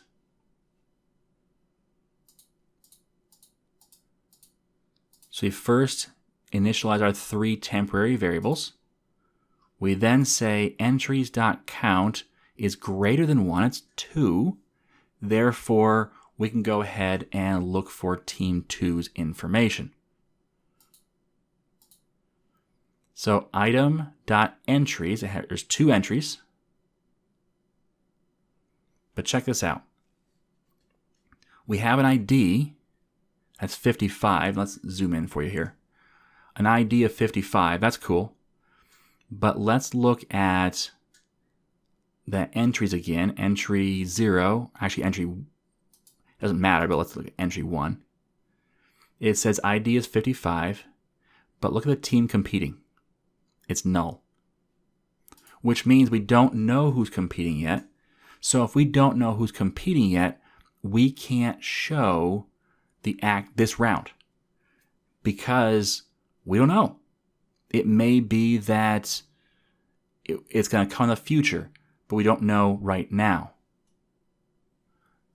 So we found our bug that's crashing this application. For rounds in the future, we don't know the team that's competing. So therefore, we can't grab the teamcompeting.team name. So now we just need to fix that bug. So here's what we're going to do. We're actually going to create a new temporary variable called string team1 name and set that equal to an empty string. And, oops, bumped the scroll wheel. Okay, and now what we're going to do is we're going to say if item.entries at position 0 dot team competing equals null. Because if it's null, we know that it's a future tournament. And so we'll say team1 name equals to be determined. And if we looked at the code for our WinForms application, we do something similar there. So it really is a matter of looking at what you've already done. But in this case, I forgot to. But that's okay. But now that I'm doing this, I remember typing this code before. So here what we're going to do is we'll cut this out. And we'll say if item.entries at position 1 dot team competing equals null, then team 2 model name, or to name, not model name, equals to be determined. But we'll have an else here. If it's not null, then go ahead and fill it in. And up here as well, we have that same else, and we'll grab this right here. So it's the same. So team1 name equals team1's name, and then down here we'll just say team1 name. That way we don't have that problem in theory. And now we run this, it should say to be determined for each of the matchups. But theories are only good until they've been tested. You want to make sure that you actually test your theories. And let's take the breakpoint out. Test your theories because theories tend not to work. All right, so it looks like we have uncanny losers versus bye, and the rest have been matched up. Round 2, let's look at that. To be determined versus to be determined, and round 3 should be just one to be determined versus to be determined. Excellent. Let's go back to our home page, and we also crashed on the basketball tournament. Let's find out if that's now been resolved. Interesting. Round 2 is what we should be on because it's the active round. This one's completed, and yet we don't know who's playing. Let's go round 1's matchup. And we have 3 byes, and then we have the team first place versus Mary's team. Now my guess here is this is bad data, because everything else seems to work, but I want to make sure this is bad data and not something else. So what we could do is actually pull up our SQL, and let's create a new query. And let's first of all figure out which tournament the basketball tournament is. So there's a little bit of SQL. So we'll say select star from dbo.tournaments.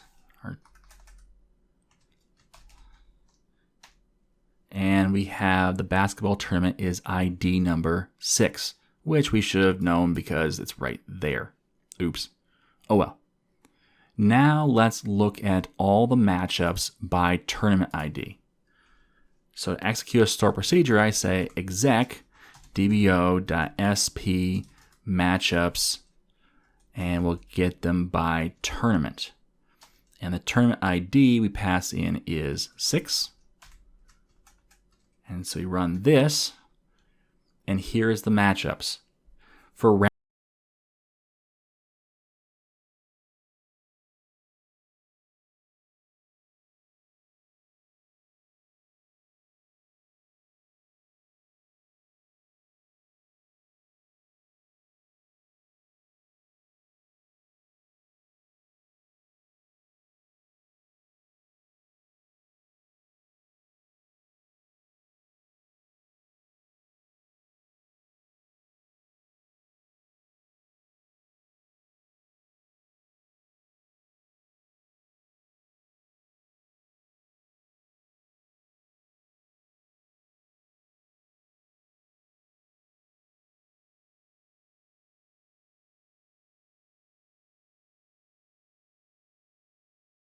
about it for this application. Now going forward, what we're going to do is we're going to test this Better MVC tournament to make sure we can progress this all the way through to completion. Because that's how we know, using fresh data, we know that what's correct. We know that the data should be right from start to finish, and if something's not right, it's this application's fault, not the fault of us debugging something earlier. So, all right, all that to say that it looks like we have now a solid list of the round based upon which one selected or the default round. So by default, it's the active round, but if you specify round ID, then it will give you that round. So you don't specify a round ID, you get the active round. In this case, that's round 1.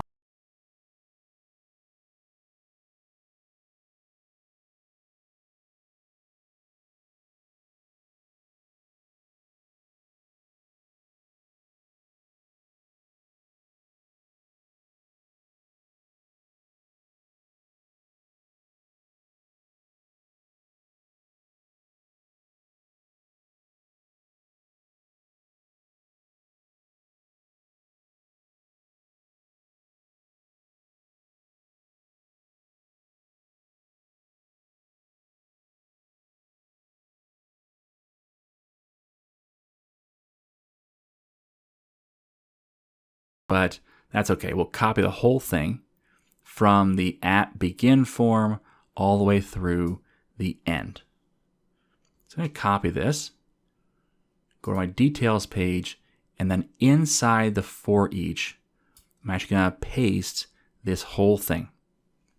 Now, we don't need all of this, but I want to have this entire form because I want to have a form for each matchup. Now it says form horizontal, that's great. I don't need the HR or the H4. I do want to have the validation, so we'll leave that as is. And then we only really need a couple of pieces of information. We need team 1 score, team 2 score, and a submit button. That's all we need. So this label for, instead of having a label for, what we're going to do is actually put a real label in here. So let's actually above this put in a label, and then we'll take out that line once we're done. So we're going to say label, and then say class equals control label, and we also give it a column width of 2. Now, do you want to do the width of 2 and then have something next to it? Probably not. I actually want them stacked, so I'm not going to do that. In fact, this form horizontal probably shouldn't be here, but we'll see. what I really want is the label on top of the text box, but then have a, verses in the middle or something like that, and then have next to it on the right another label on top of a text box. So team 1's name on top of a text box, for score, and then team 2's. So that's my goal. We'll see if we can get that to work easily enough. So let's not put the column on it yet. Let's leave that alone. And now let's inside here, we're going to say item dot, at item dot first team name. Now, the reason we didn't do a label for is because we're actually putting a team name over this where it's associated with a different editor. So it's associated with a score. So now we take this out. And we can actually take out the class called MD10. We can leave the class there for now. And we have editor for, I do want to keep that, but I want to say item dot, and this is the first team score. This is a form control. And we're going to say, again, the validation for this the same way. And now this one down here, we haven't yet messed with the verses yet and having that in between the two. We'll get to that. But for now, let's wipe out these three and instead have a copy of this. And this one's going to say second team. Second team name. And this is the second team score.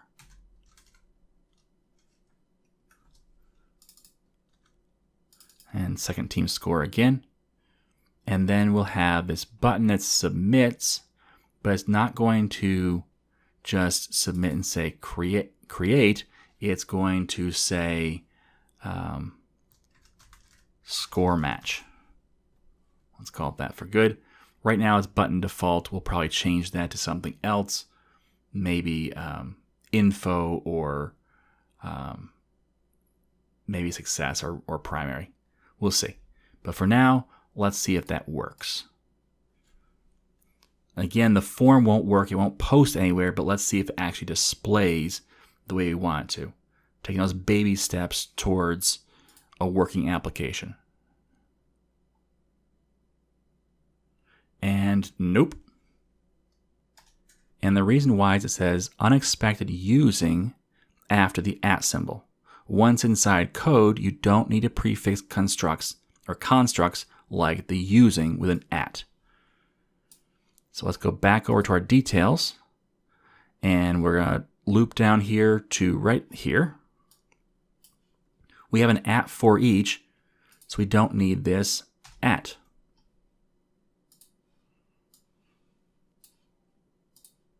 Let's refresh it and see if it works.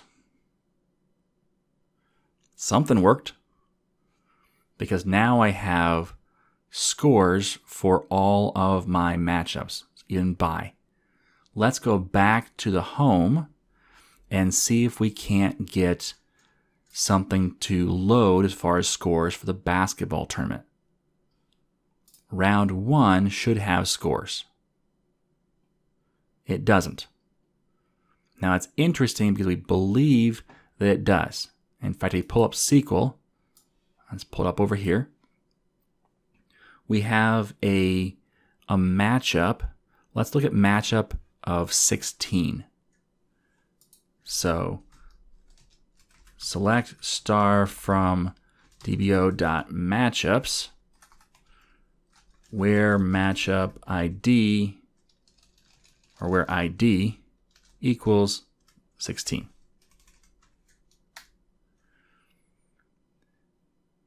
That doesn't tell us a whole lot, but let's look at matchup entries.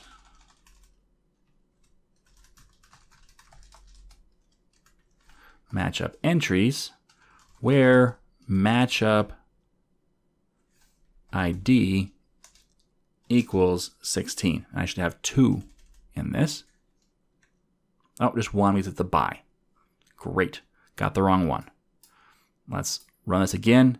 Instead of 16, let's do 17.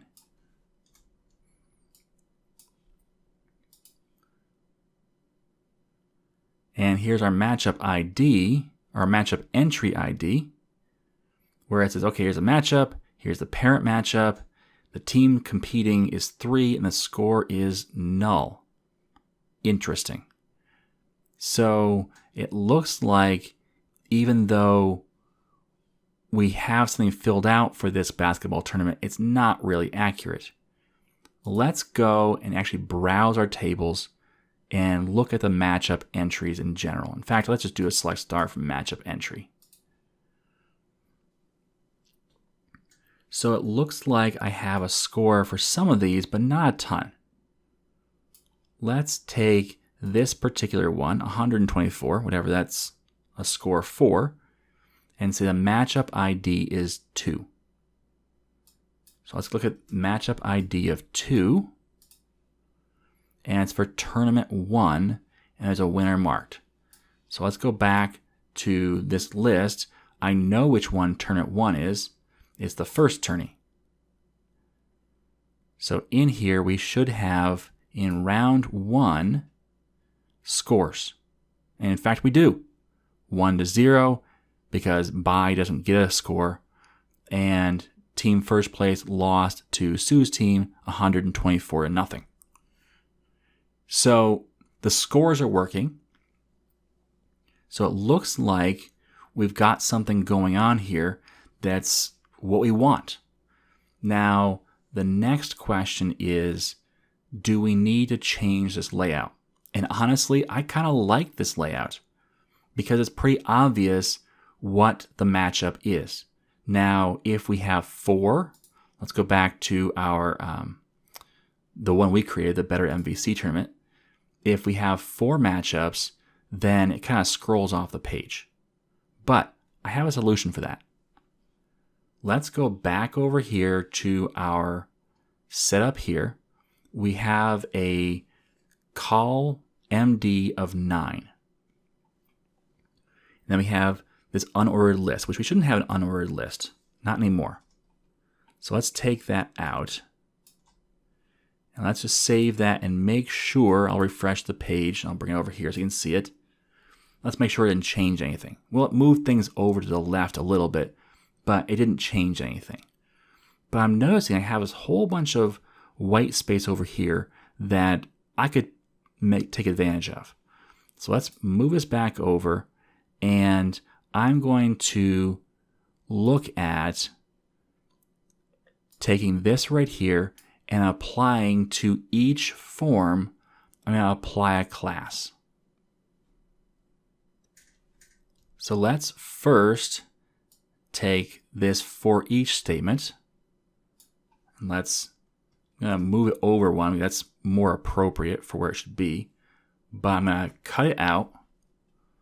And I'm going to put a div class equals row. We can nest rows inside of columns. And now I'll paste it in. And it's actually, I moved it in, I shouldn't have. Oh well. So now actually, the only thing that's not moved over, it looks like, is that. So then the for each,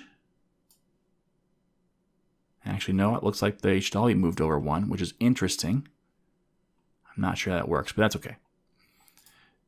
Instead of for each, this using statement, which is right, it should be right here. Let's make sure that's accurate. Let's fix this. This formatting thing is weird on Razor. I'm just saying. I'm going to say div class equals call dash md dash 6. So make a column that's 6 wide. And inside there, I will paste my information for my form. And again, that formatting is awful. We'll see if we can't do a format document and fix it. It doesn't really, it does a little bit, maybe. But what I've done is I've said, okay, inside of my 9 columns wide, inside of this section right here, I want to create a new row. And in that row, I want to put each of these entries in a 6 column wide spot. Here's the problem. Once I get past the first 2 entries, I've used up all my columns. What's going to happen next? Well, Bootstrap's actually pretty intelligent. What it's going to do is it's going to say, okay, next row, and put them down below. Or at least it should. Let's refresh this and make sure it works. Well, yes, it does, except for the fact that I've got some funky code here. So it looks like in my copy and paste and reformat and all the rest that I have accidentally included or excluded, either included an extra curly brace or excluded a curly brace that should have been there. So it works, and that's kind of pretty. I kind of like it, but what it doesn't do is it doesn't work all the way. So let's go ahead and close out of this and start doing a assessment of why. And the first thing that pops off the page at me is this using is no longer blue. Guess what? I think I need to put the @ symbol back, because after the for each, we now have HTML. So now it's saying, oh, it's all HTML until you say @. So let's see if that's the issue. And it's going to crash because I launched from details. One of these times, I'll get it right. So go back to the home page. We load up Better MVC Tournament. We wait for it. And now that looks pretty. So now for round 1, we have these 4 entries. Round 2, we should have 2, and they should both be to be determined. And round 3, we should have 1. Now, if in round 1 you actually had, say, 32 entries, yep, it's going to scroll off the page a little bit. And you have to determine, is that okay or not? The reality is, how else are you going to show it? It's at some point going to scroll off the page because there's just too many entries. Now, this isn't a very space efficient design, so you can work with a CSS to make it a little more space efficient, but I think it works. And not only that, it will work for a mobile phone, which is also very, very nice. If I crunch this down, it actually aligns for me, and I can scroll down and find the matchup I want.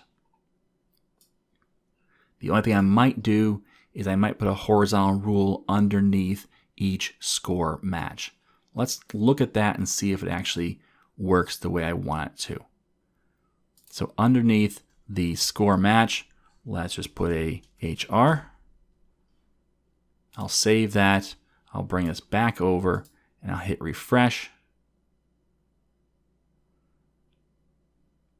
And it's not exactly what I want because these are pulled over to the left where that's not. I could mess around with CSS, but I think the best thing to do at this point is just to say, forget the horizontal rule. All right, now we need to wire up this score match button. Now the very first thing we need to do is see if we can even get this form to work just as it is. So let's go over to our tournament controller. We have an action result details. Let's put another one in that accepts a post. So in square brackets, HTTP post, and we're going to say public action result details, and it's going to bring in it's a tournament MVC details model. Is it? No, it's not. We actually only want to bring in the model for the matchup. So matchup MVC model. Because we're only bringing in that one matchup and the scores.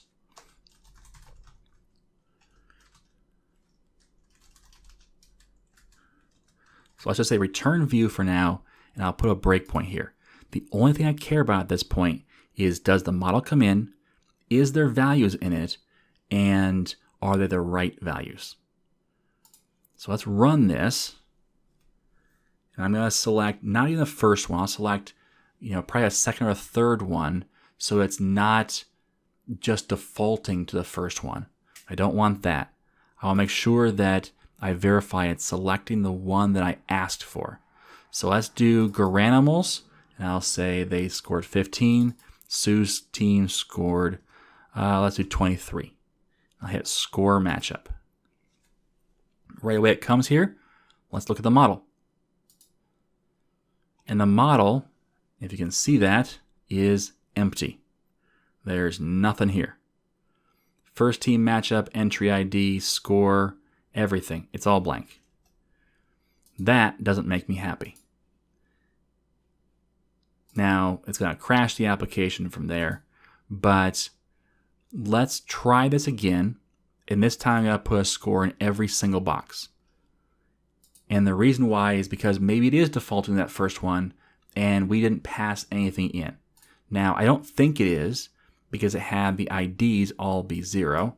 But let's just start by saying 1, 2, and 3, and then 4, 5, and 6, 7, and 8. And I'll say score matchup on this one now. The model is still fully empty. So that's not correct. So let's go back here and look at our model and figure out our form and figure out why it's not correct. And that's not that right page. We actually have to come over to our tournaments and look at our details page. And let's look at the for each. Here we have our begin form. So we have an anti-forgery token, that's fine. And then we start in on the item. Now I'm wondering if it's not figuring out to populate this item with the right values. It doesn't seem to be. So maybe it's passing back a blank item when we have these scores stored somewhere else. Now, the first thing I can think of a check is in other areas we have a create, we have a hidden field usually, and that passes the ID in. Now, I don't see it in the teams, but I believe we have it in one of these where we have a hidden field. And actually, we don't have any IDs, I realize now, for any of these. So that won't work, but we can create the entries pretty easily. So inside our for each, inside our form, right down here, let's create an entry for at, and we'll say HTML dot hidden for. We'll say item dot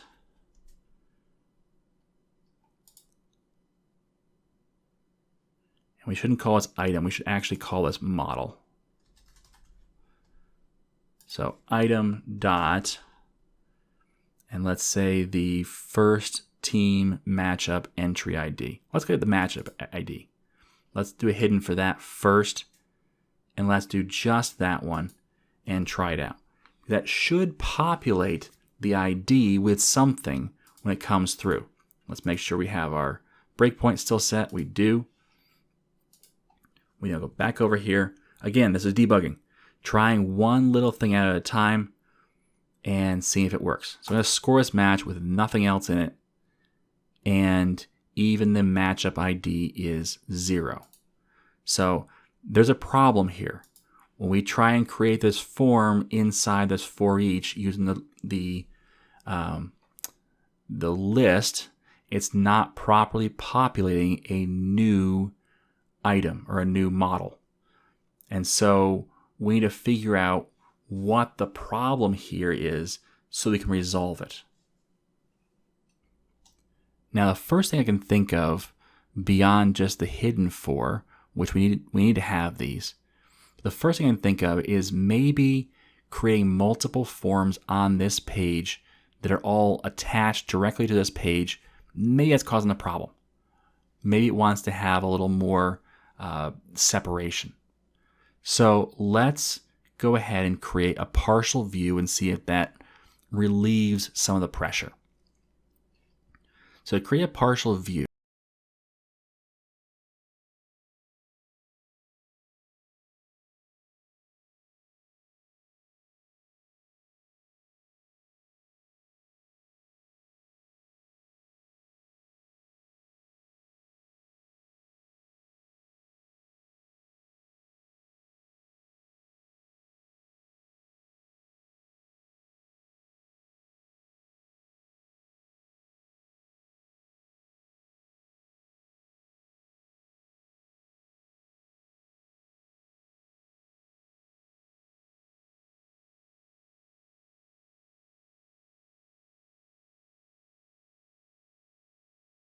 the form is set up right. So we'll paste in the form after we create it, but let's first assign a model, and it's the matchup MVC model. It's a partial view. We do want these script libraries. We want to validate that the model is correct. We hit add. So there we go. There's a partial view. Now, what is a partial view and why did I put it in the shared folder? So a partial view it's like a snippet of code that you can drop into your application somewhere else. So into your page somewhere else. In this case, we're going to loop through and put this multiple times, hopefully, on one page. So this way, we can have reusable components. So let's go back and grab the form. So inside of for each,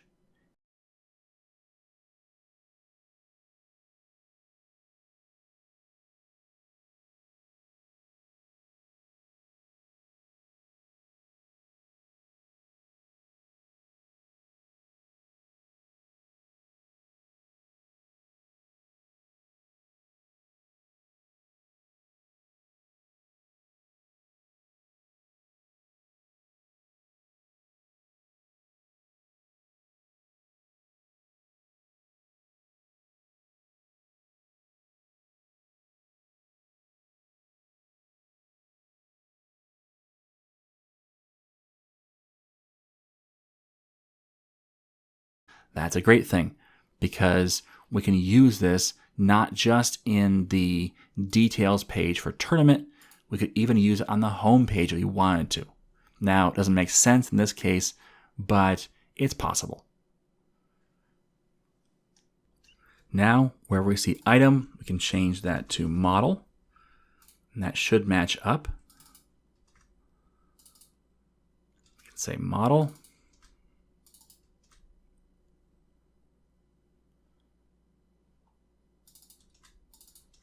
And it's yelling at us about the @HTML. And it says, does not exist in the current context. Isn't that fun?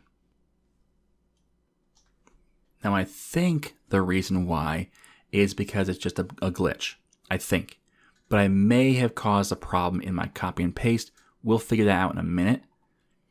But the other thing we need to do is in this begin form, we have to actually specify which controller and action we're going to call on the post. So let's find our controllers right here, our tournament controller. That's what we want to call, but instead of details, now that we have the option, let's call this edit tournament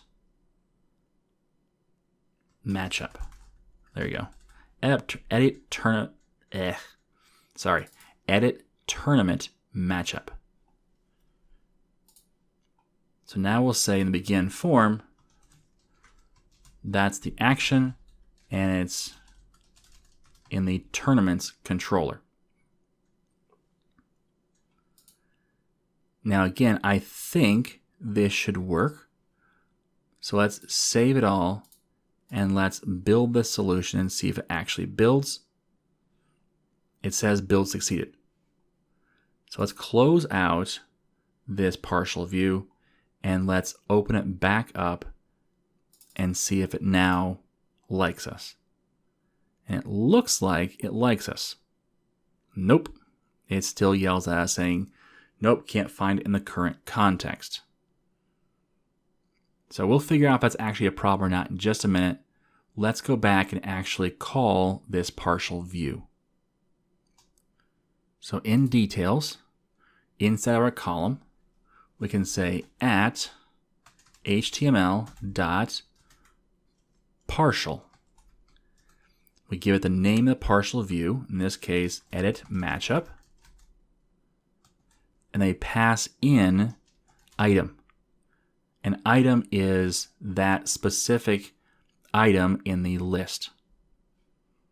Now, let's run this and see if it actually compiles and runs. Seems to have compiled. Now let's see if it actually runs.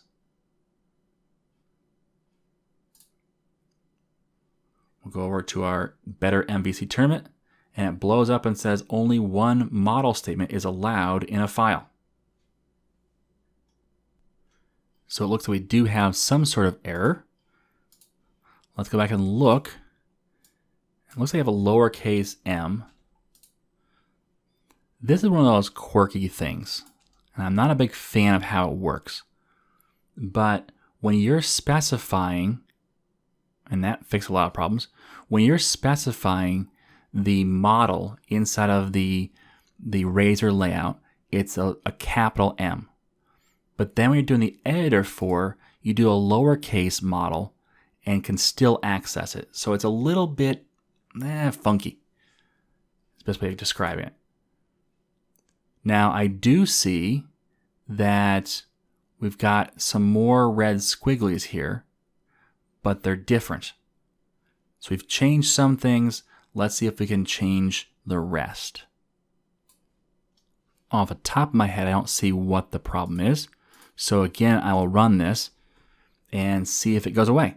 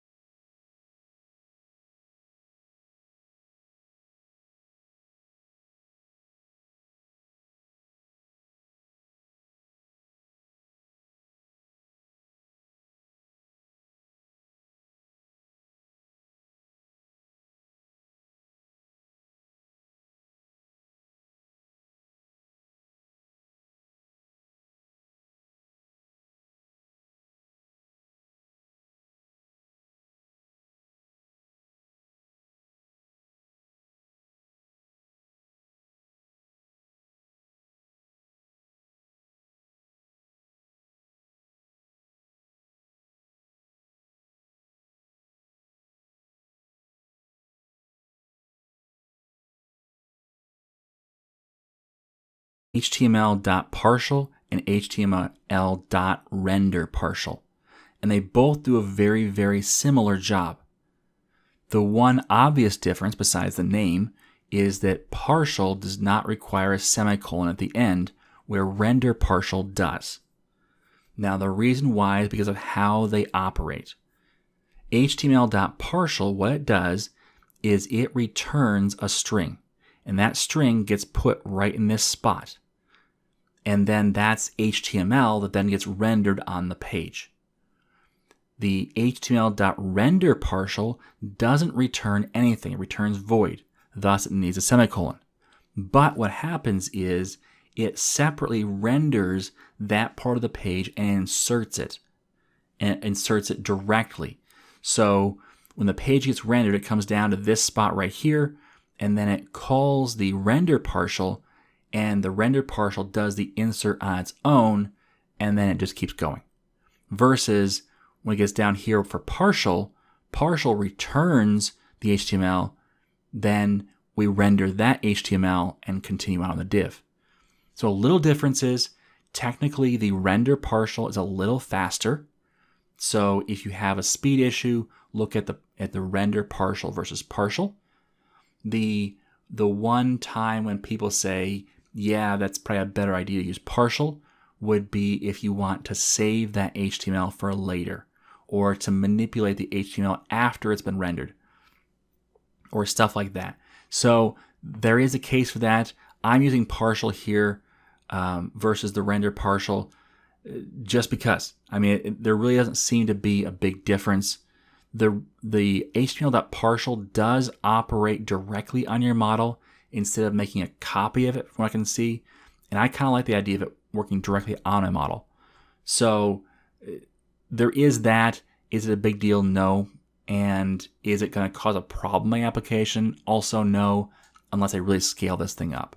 So just know there is a difference there. You can go and do a ton of research on partial versus renderPartial and look at all the pros and cons and decide for yourself. Probably you can default to renderPartial. In this case, I'm just going to leave it at partial because I'm kind of partial to partial. But I kind of like having access to that model directly. So that's it. Where you land on that, it doesn't really matter to me. Maybe start with renderPartial unless you feel like I do that you want to modify your model directly. And then definitely, and this is the key thing here, test for your environment. And even try putting renderPartial in instead and seeing, does it change the speed of my application? Okay, we're getting close to the end, so let's go ahead and push through. We need a couple more hidden fields. In fact, I'm just going to copy and paste this a couple more times. And I need a hidden field for the first team matchup entry ID, and also one for the second team matchup entry ID. That way we have those IDs. And we'll trust they're in there because we're going to go right ahead and start working with those now. So we're going to trust that they're there, and the first time we actually make sure that this is working, then we'll see that they're there or not. So let's wipe out this return view, and instead we'll start with a validation. We'll actually start with, let's start with a validation. So we'll start with a try, and we'll delete this. And the tricky part here is we can't just return a view. And the reason why is because if we return a view, it's going to try to return that partial as the entire page. So we'll come back to that.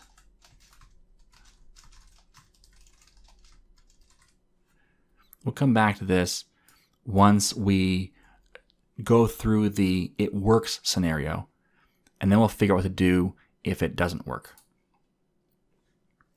So let's go over to our people controller and look at the create action just to get our if model state is valid. Just so we can kind of copy and paste that. In fact, let's close out all the rest of the stuff here. We'll paste this in. We'll also grab that validate anti-forgery token. So we have it. And now what we can do is, in fact, let's just, for now, we're gonna copy and paste that return view as well. That way it satisfies this, that there is a return for everything. We'll just know that it's gonna blow up in a bad way or in an ugly way if we actually do return just the view. So if model state is valid, then we need to do something with that model. What do we do with the model? Well, the first thing we need to do is we need to repopulate the tournament entry. So let's get rid of this. And we need to look at our tournament entries. Let's grab this right here, get a list of all of them. Remember, we don't have a look up a specific tournament. And so we have to do this code as well, where we then pull just the tournament we want based upon the tournament we're working with. Now, in this matchup model, we don't have a tournament ID, so we need to grab that as well. And in fact, it makes sense to also grab the round number just so that we have that as well. So let's go over to our matchup MVC model. And after matchup ID, we're going to create a couple more, a tournament ID, and we'll have a round number. So those two extras will then pass in to the matchup MVC model. So let's go back to our tournaments where we actually create the matchup model. So this is where we say, here's our details. We load all the information in and finally return the view. So down here, where we have our matchups, we get all the matchups. We need to actually insert the ID of the tournament and also the round number. So let's actually pass those right in as well to our method. So in our get matchups, let's pass those in. And that means up here, we have to pass in our ID and our round ID. And then with the actual round now, because we've already set that to be the appropriate round up here. If it's 0, we set the active round when we find the active round. So we pass that in, and then at the very top here for each item, we're going to say item dot, and we have matchup round, and it's not item.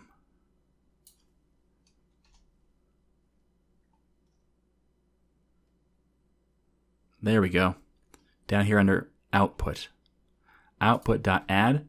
So now let's actually do it in order like we did before. So tournament ID equals ID, and the round number equals round number. And that should be round number. Let's make sure it is round ID. All right. The only thing I want to change is I want to change this to be actually tournament ID. This will be a little more clear in this one what it is. All right, so there we go. Now we're passing it in to each matchup. The only other thing I can think of that we need to do is we need to create 2 more hidden fields. So let's go back to our partial view, edit matchup. And now we'll create 2 more hidden views here. And one will be for the tournament ID, and one will be for the round number. That way we have both pieces of information in our controller when we need it. And that will be actually pretty helpful down here for returning our view. So now, when we say which tournament, well, we're going to say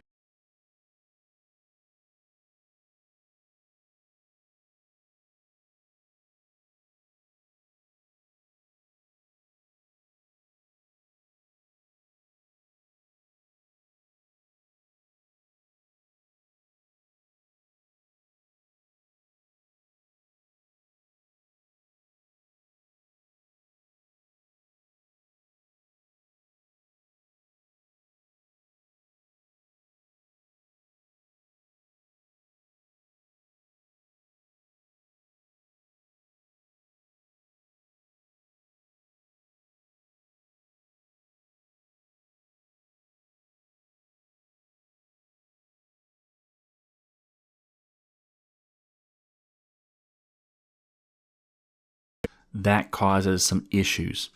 It causes issues with people reading your code, and it can even cause issues with you trying to make sure that you're debugging your code properly. So instead, I'm going to do a for each.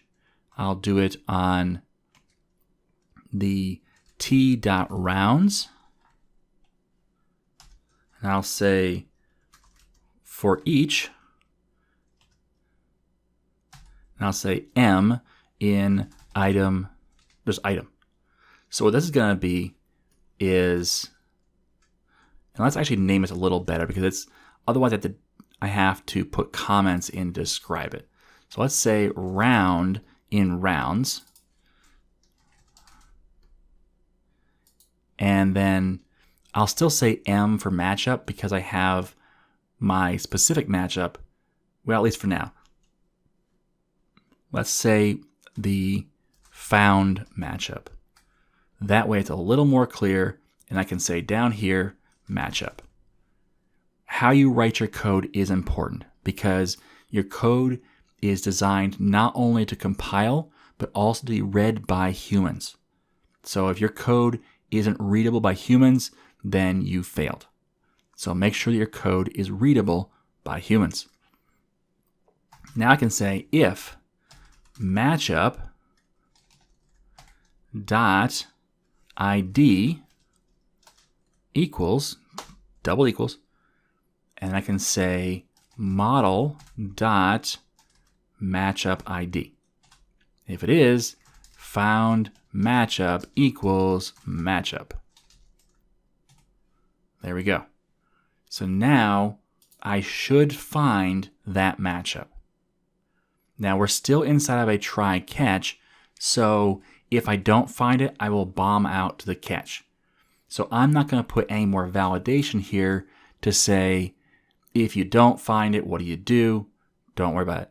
I'm going to treat it like we found it. Now what I'm going to do is I need to modify this matchup with who won and what the score is.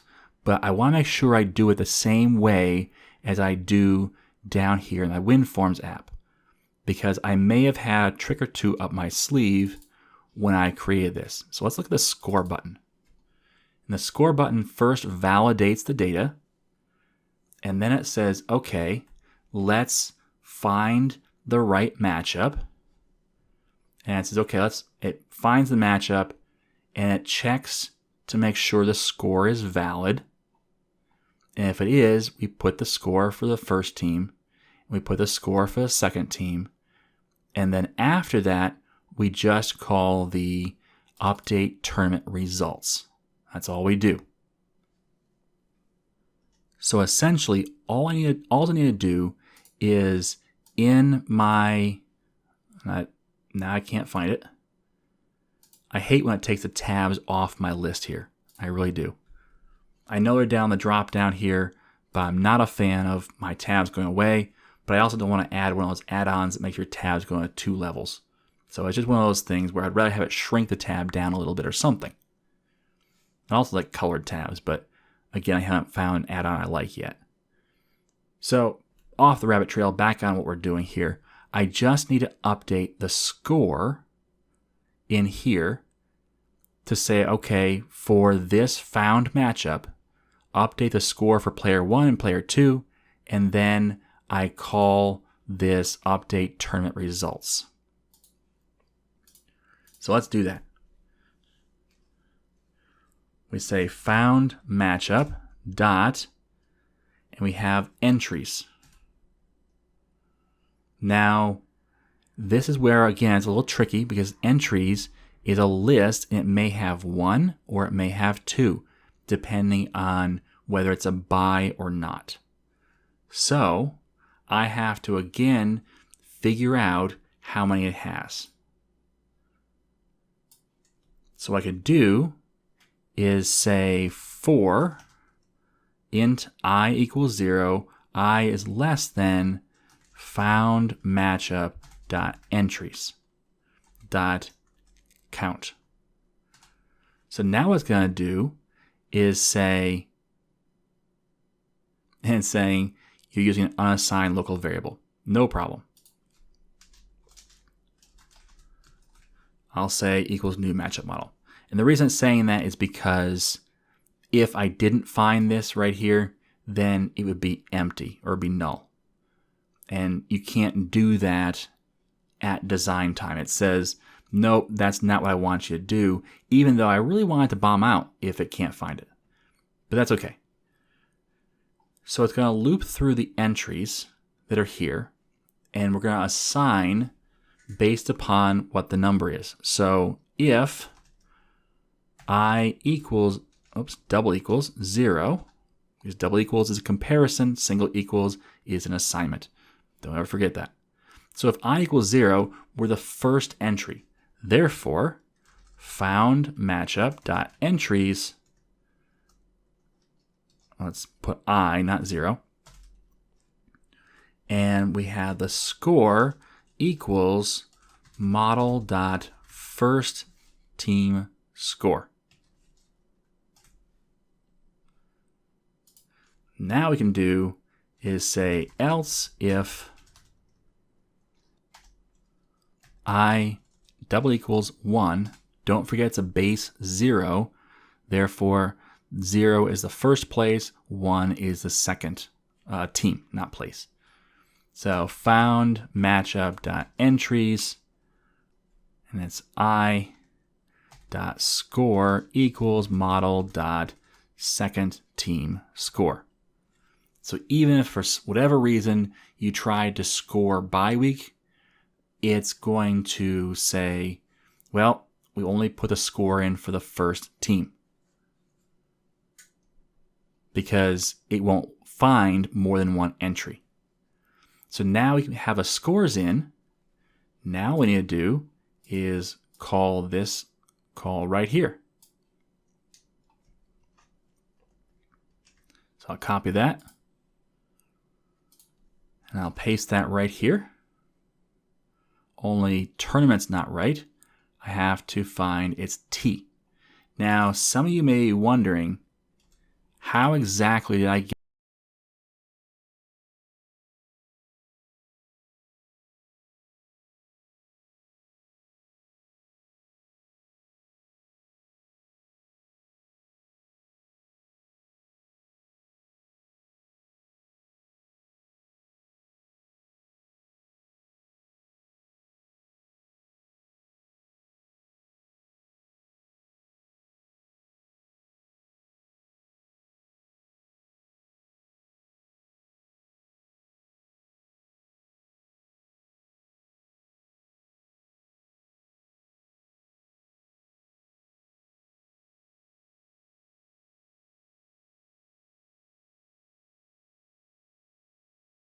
a matchup? It's going to the same address and making the modification, the same address that tournaments has, or T has.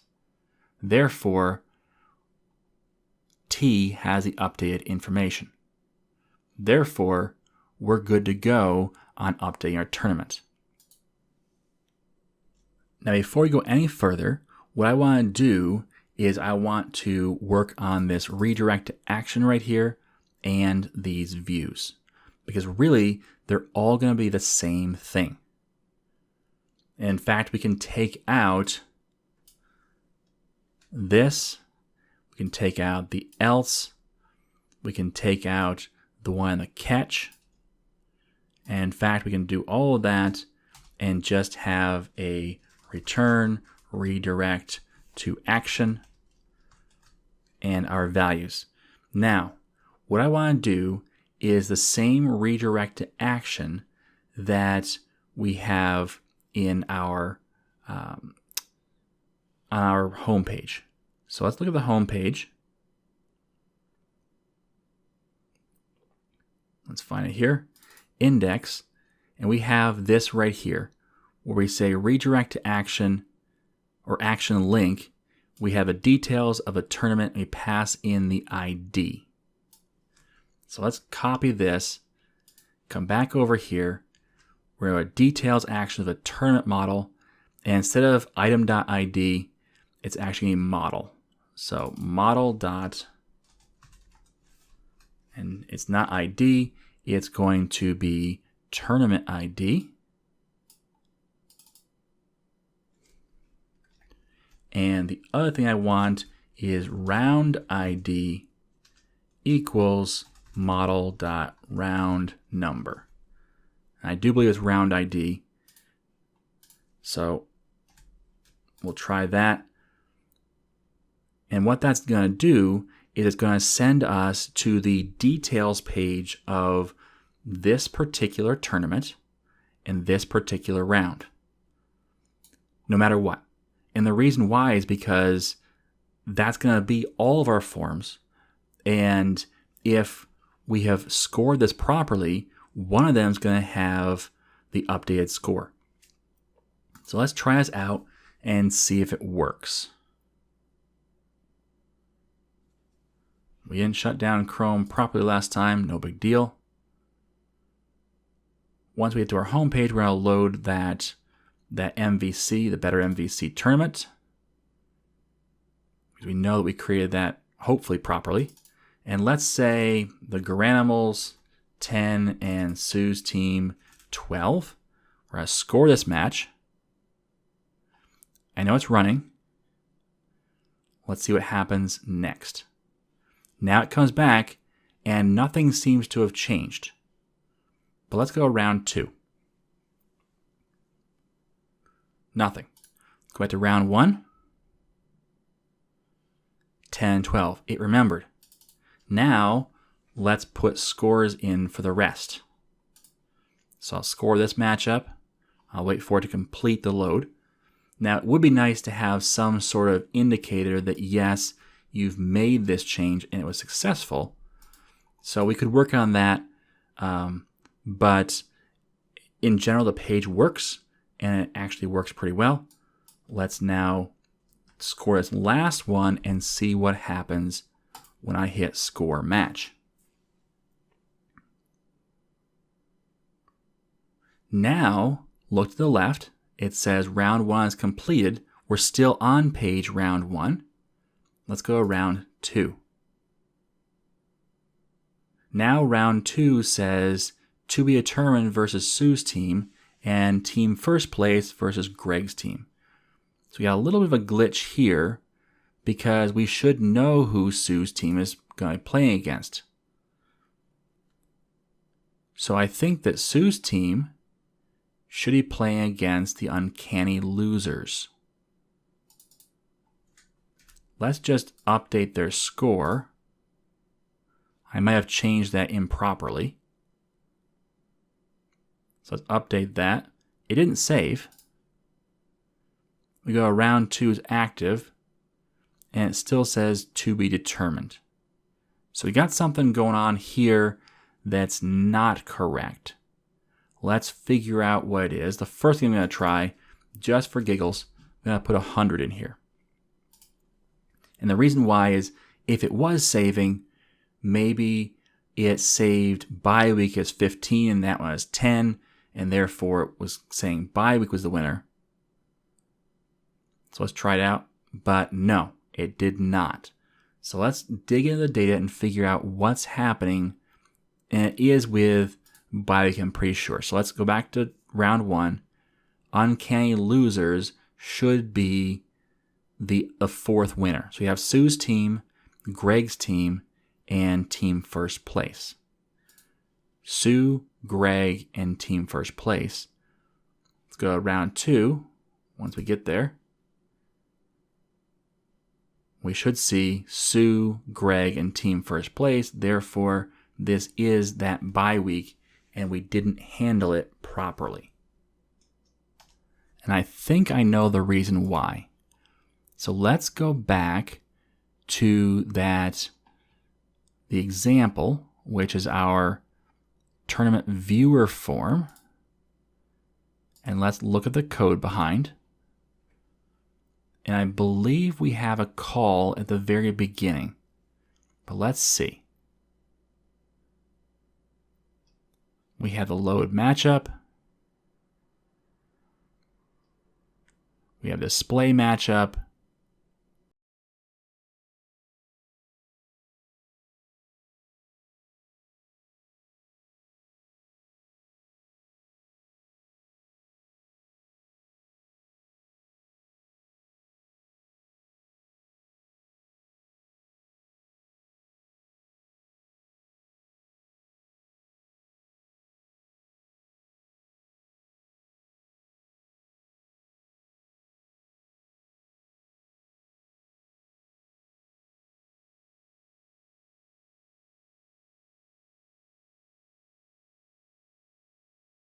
Start a brand new tournament and see if this is actually a data bug or if it's something else. So let's start right from the beginning, create a new tournament. This is going to be our sample MVC tournament. The entry fee, let's call it $10. We'll put all 7 teams in. There is 7, right? 1, 2, 3, 4, 5, 6, 7, which is good because that gives us 1 buy, which seems to be the issue. And we'll do first and second here. Actually, you know what? Let's do first and second down here. Doesn't really matter, but let's now create this. Wait for it to be done. We should see sample MVC down at the bottom. We do. Before we go any further, let's look at our SQL data.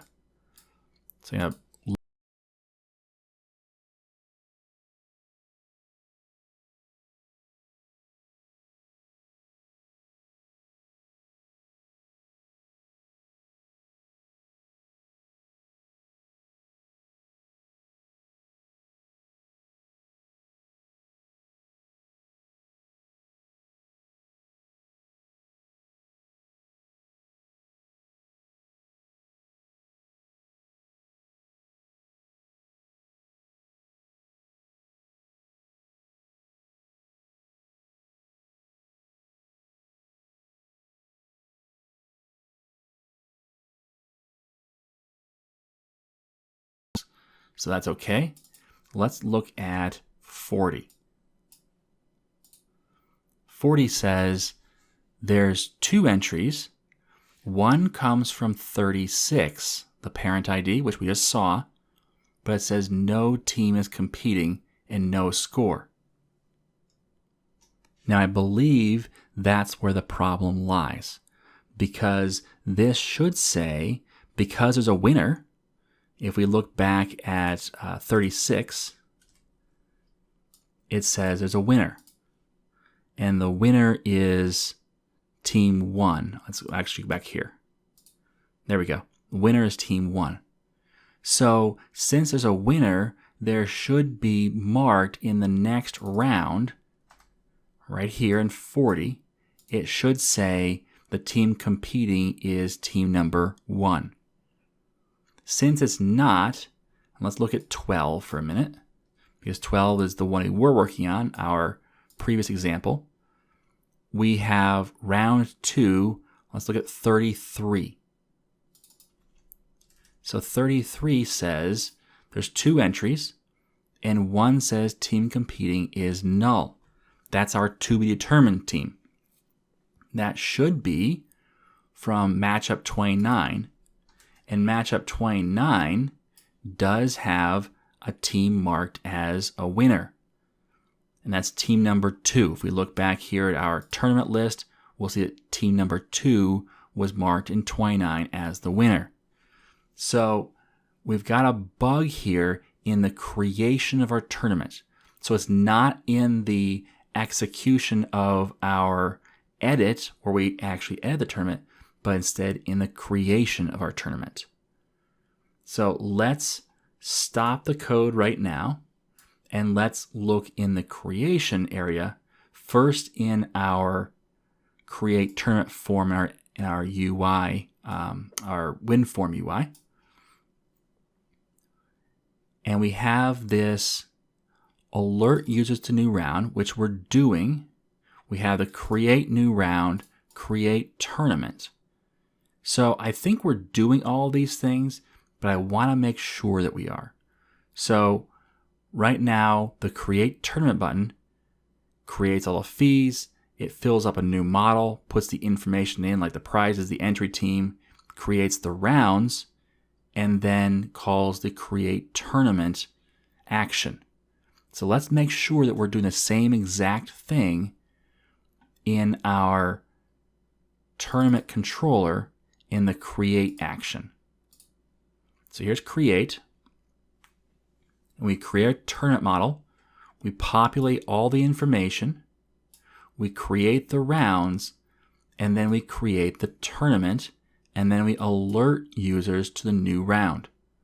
Just like over here, we create the tournament, we alert users to the new round, and that's all there is to it. So it seems like things are the same, but we got to figure out why they're different. Or at least where they're different. And that's the first step, is finding out where the issue lies, where the difference is. So let's first look at this create tournament.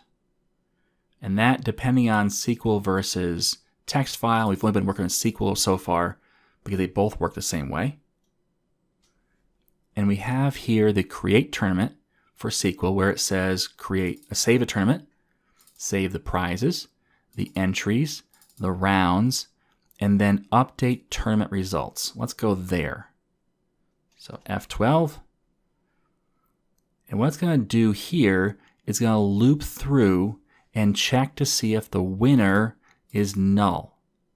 And if the winner is null and a score is not equal to 0, or there's only one entry. And that's where our bye week comes in. If it's only one entry and the winner is null, we add it to the 2-score list. We take that 2-score list and call the mark winners in matchup. So let's find that.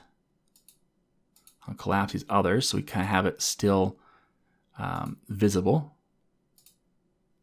Mark winners in matchup. So it's going to find the winners, check for the bye week entry. If it finds it, it says that's the winner, is the only team competing. So then it bypasses all of this, and that's all it does to mark the winner. Then it says advance winners. So let's go to the advance winners. Let's minimize this and maximize the advance winner. And it says for each matchup, for each round, for each matchup model, for each matchup entry, if the parent matchup is not equal to null, then let's find out if they match, and if they do, take the winner and put it in the team competing. That's what should be happening with our bye week. But for some reason, it's not. Let's find out why. So what we're going to do is I'm actually going to put a breakpoint right here and say, let's create a new tournament. Now this is where you get tons of tournaments if you're not careful, because we're just creating and creating and creating. But that's okay, we can mark some of them as no longer used. So we'll create a new tournament. We'll call this test 1, and we'll say 10, and then we'll just start checking off these boxes, and we'll check off these 2 boxes. We hit create. Okay, so now we're at the advanced winners step. In our models, we have 1 entry. So that entry is for, let's expand it out, the team competing, the team members. It says the team name is null. That's interesting, because that might be our problem. We're just passing the team ID, not the team name. But that might be okay. But let's find out. So let's look back through here. The parent matchup is null. Well, I think we need that. So let's go through and look to be sure. But it says me.parent matchup. I think that's a problem. So whereas in here we have our entered teams, and again, team members is 0, team name is null, but we do have an ID. So then we have rounds. Let's go with round 1, position 0. We have the matchup round, we have the ID, we have 2 entries.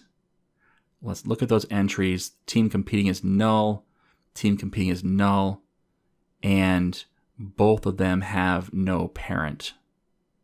Well, they do have a parent. There we go. So we'll see. We'll follow it through. So there's one model.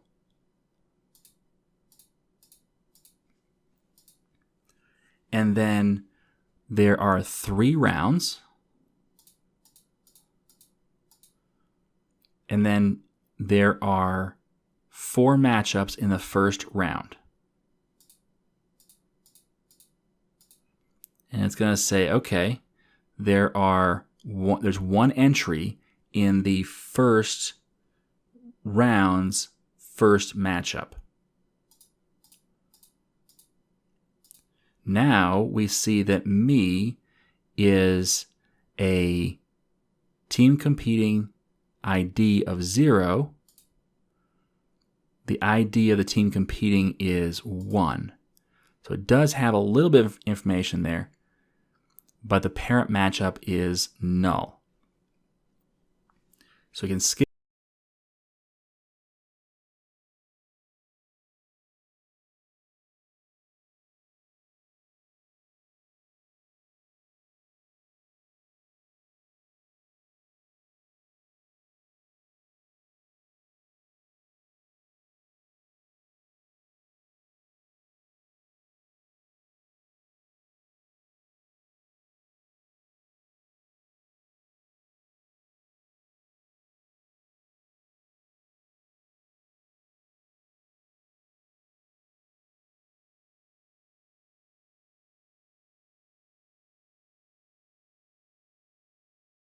Not passing through enough information.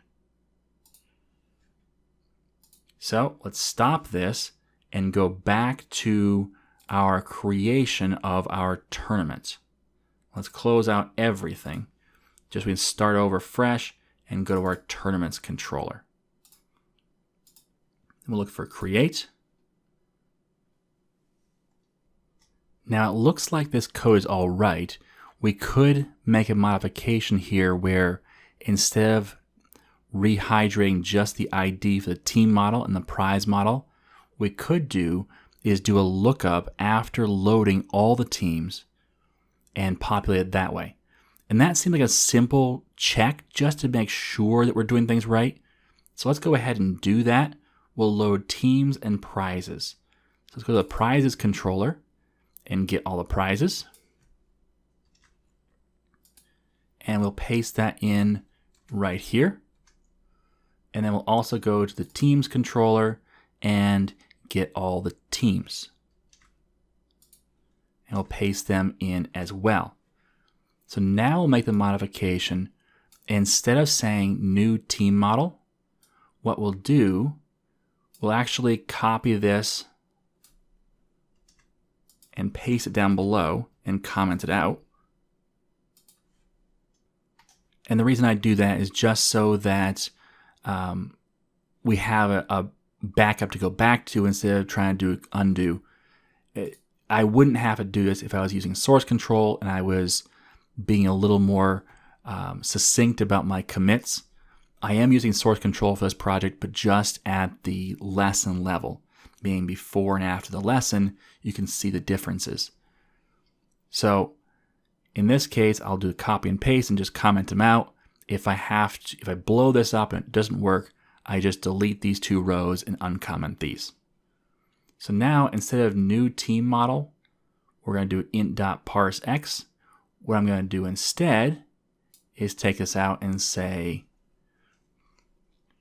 all teams where y equals greater than y dot, and it's the ID, double equals int dot parse, and it's, I believe it's x. It is. So get the first one, actually get, yes, the first one. So inside the where, we have first, and that should take care of that. So now what we're doing is we're saying, give me all my teams and find the one where the ID matches the ID being passed in. giving the first one that you find that matches, and then that's all inside the select, and that select then grabs all the ones and based upon all the ones from this list right here, so it comes out to be a list. So a lot of manipulation there, but in the end it will work just fine. So grab all of this, change it, but instead of all teams, we'll do the all prizes, and everything else should be the same. So this is the first really simple change where I'm hydrating the entire object instead of just the ID. Let's see if this makes a difference.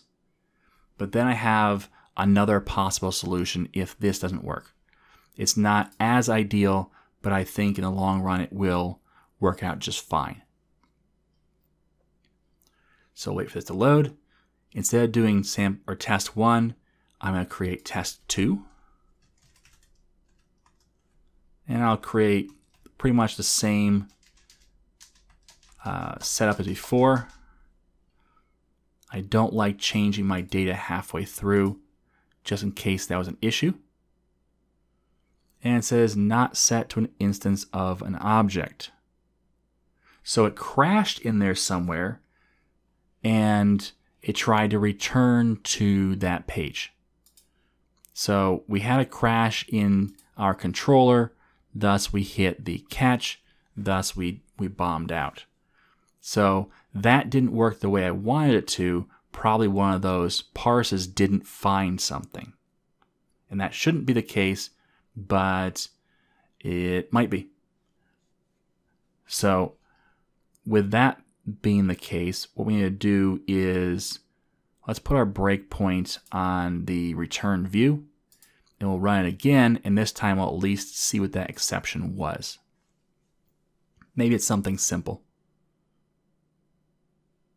All right, it does have test 2 there, but let's create test 3.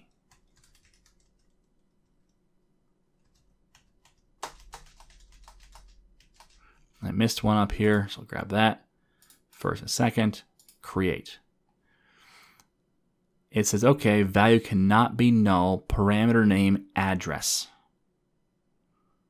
Well, one of these has a parameter name of address that is incorrect. And if we expand that out, it should give us a little more information about it.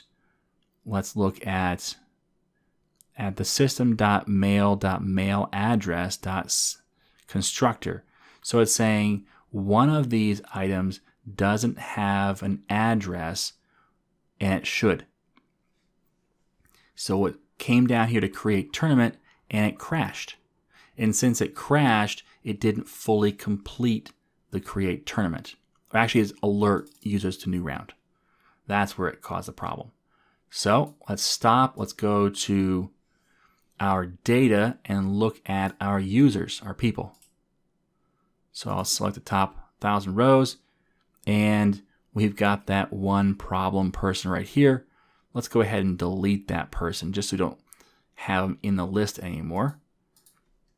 So I'm going to say delete from dbo.people where ID equals 8.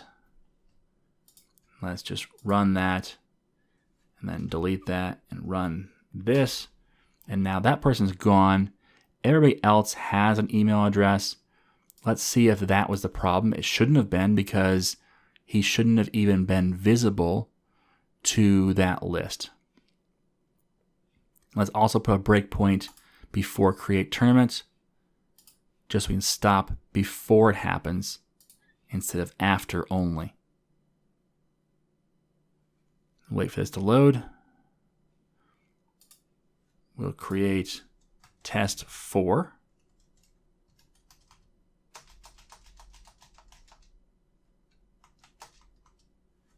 And we'll select first and second like normal.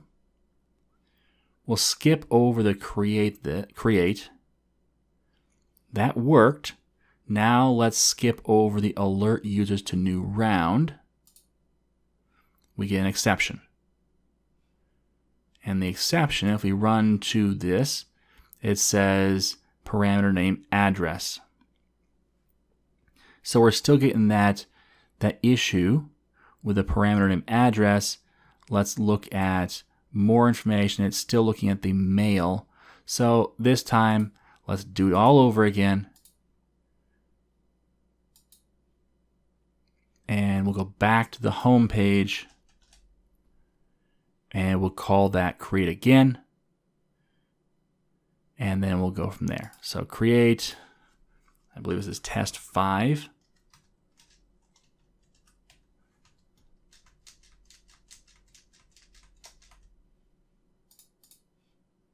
We'll hit create. Now let's step into this.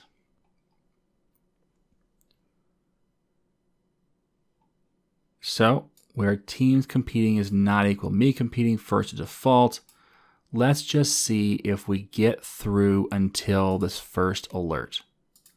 Run it. Yep, we do. So team competing is Greg's team. And that says matchup entries where team competing is not equal to, and this would be Greg's team again.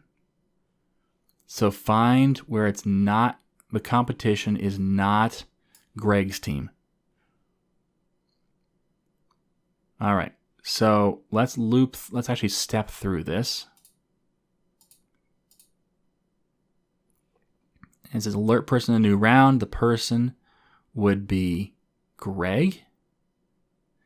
The team name is Greg's team. Competitor is null.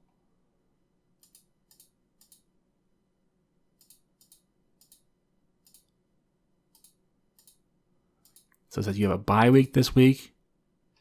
And it says email address, and that's okay. It's going to send to, and we have our email address, and we have our subject and body. So that's okay. So let's go ahead and run to the next send. And it already crashed, which is great. So the issue seems to be somewhere in there. There's a bug in one of our people. All right, so the issue here is actually at this send email spot right here, where it says not the person we're sending to is a problem, but we're getting from. We're doing the global configuration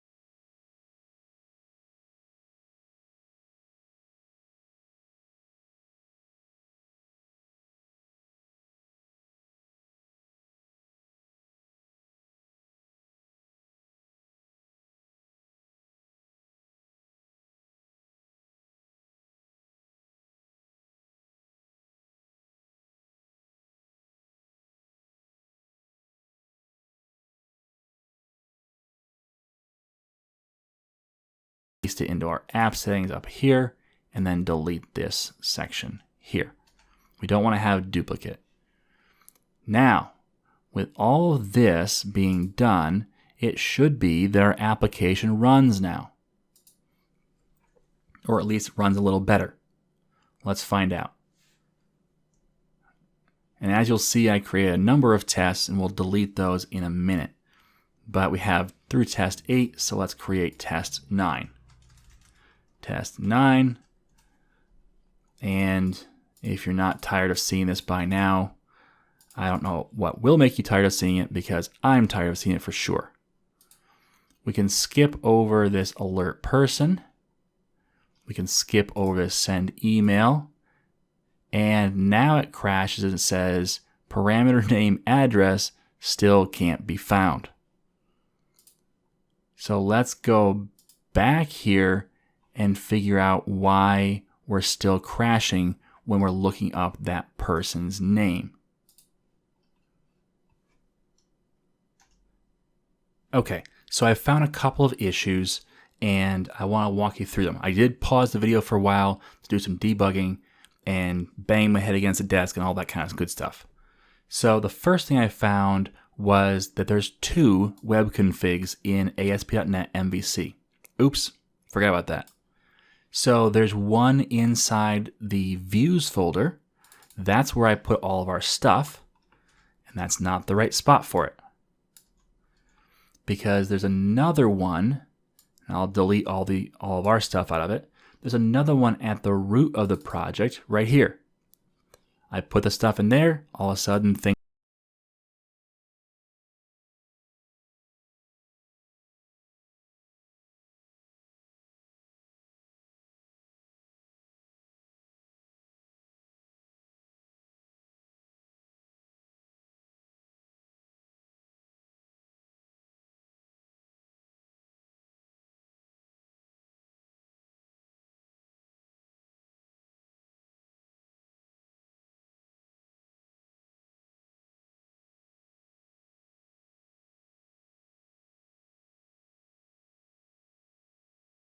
up here where he said if competitor is not equal to null, this is your message, otherwise this is the message. So let's go through the end of this. We'll right click and say, boy, I'm missing surround with. I'll do a cut here and say if, and it's competitor, so competitor is not equal to null, then do that code. Otherwise, we still want to send a message, but instead of saying you have a matchup with, we'll say that you have a bye week for the first round.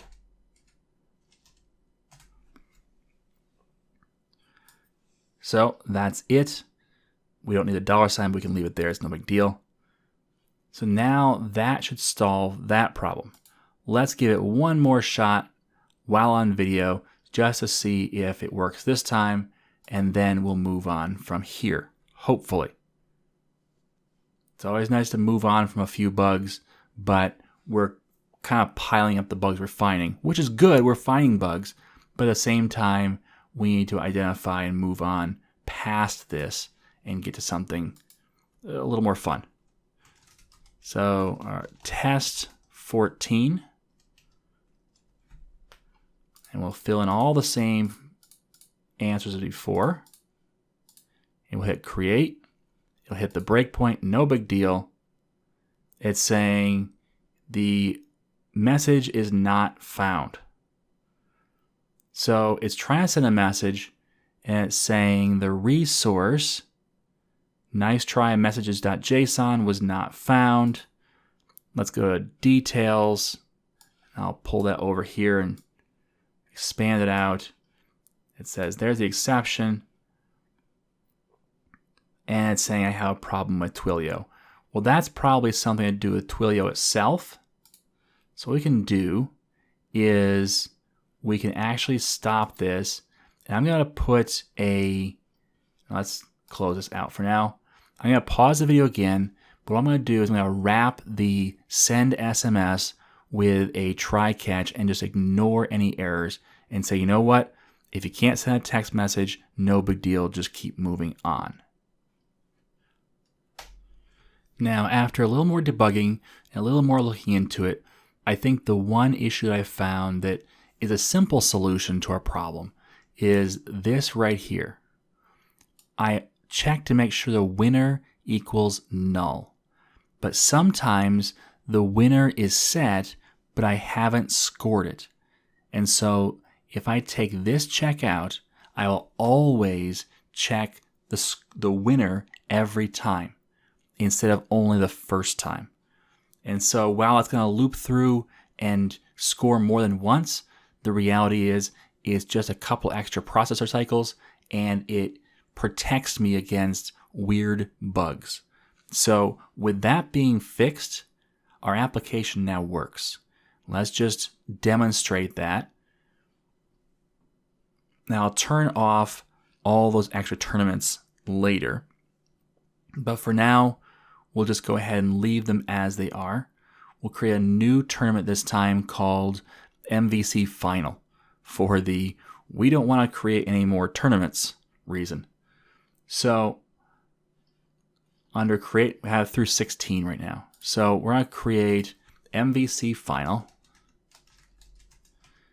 We'll say entry fee of 10. We will set all these people up just like before. We'll create the tournament, and it's sending out emails right now. Now, if you don't have email set up and SMS set up, then what I encourage you to do is turn off that alert. So don't alert the users that you're making a change. All right, so now MVC Final is here.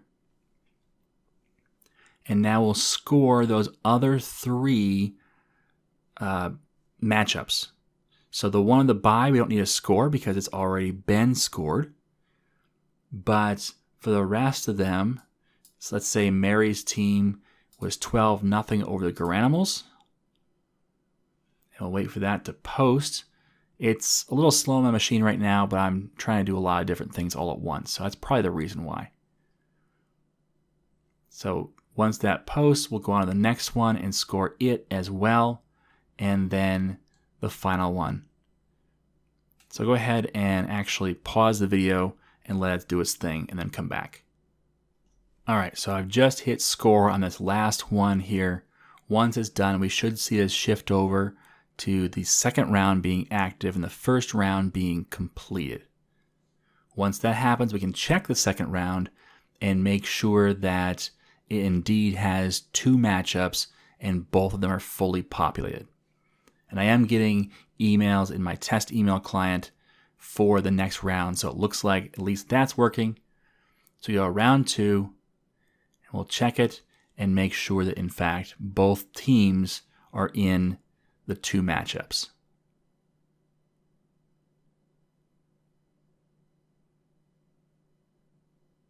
And there we go. First place versus Mary's team, and the big team versus Uncanny Losers. So both of those are populated, and that's all there really is to making sure that Tournament Tracker is fully working as an ASP.NET MVC application. Now, this last section, getting the actual edit to work, that took a lot of work. And part of that's because we ran into some bugs, some of which were already in place in our class library. It's not something that was new. They were kind of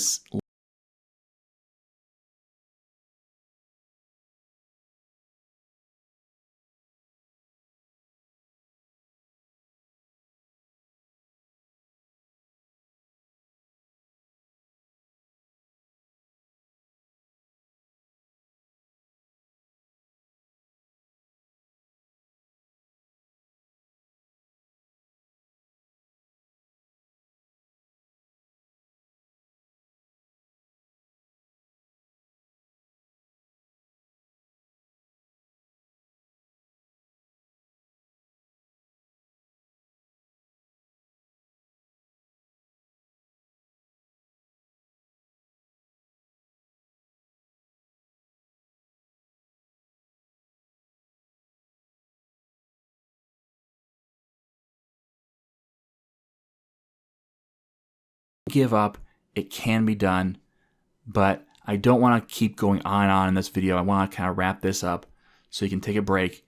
And we only have one more video in this course, and that video is going to cover how to actually deploy this application. Deploying a WinForm application is pretty simple. You just go and grab the exe and then the DLL if it has one. And so that's not hard. But deploying an MVC application can be a little trickier, but at the same time, it's some great tools built in. So next lesson, we'll cover that, and then we'll be done with this add-on course. All right, so I'll see you next time.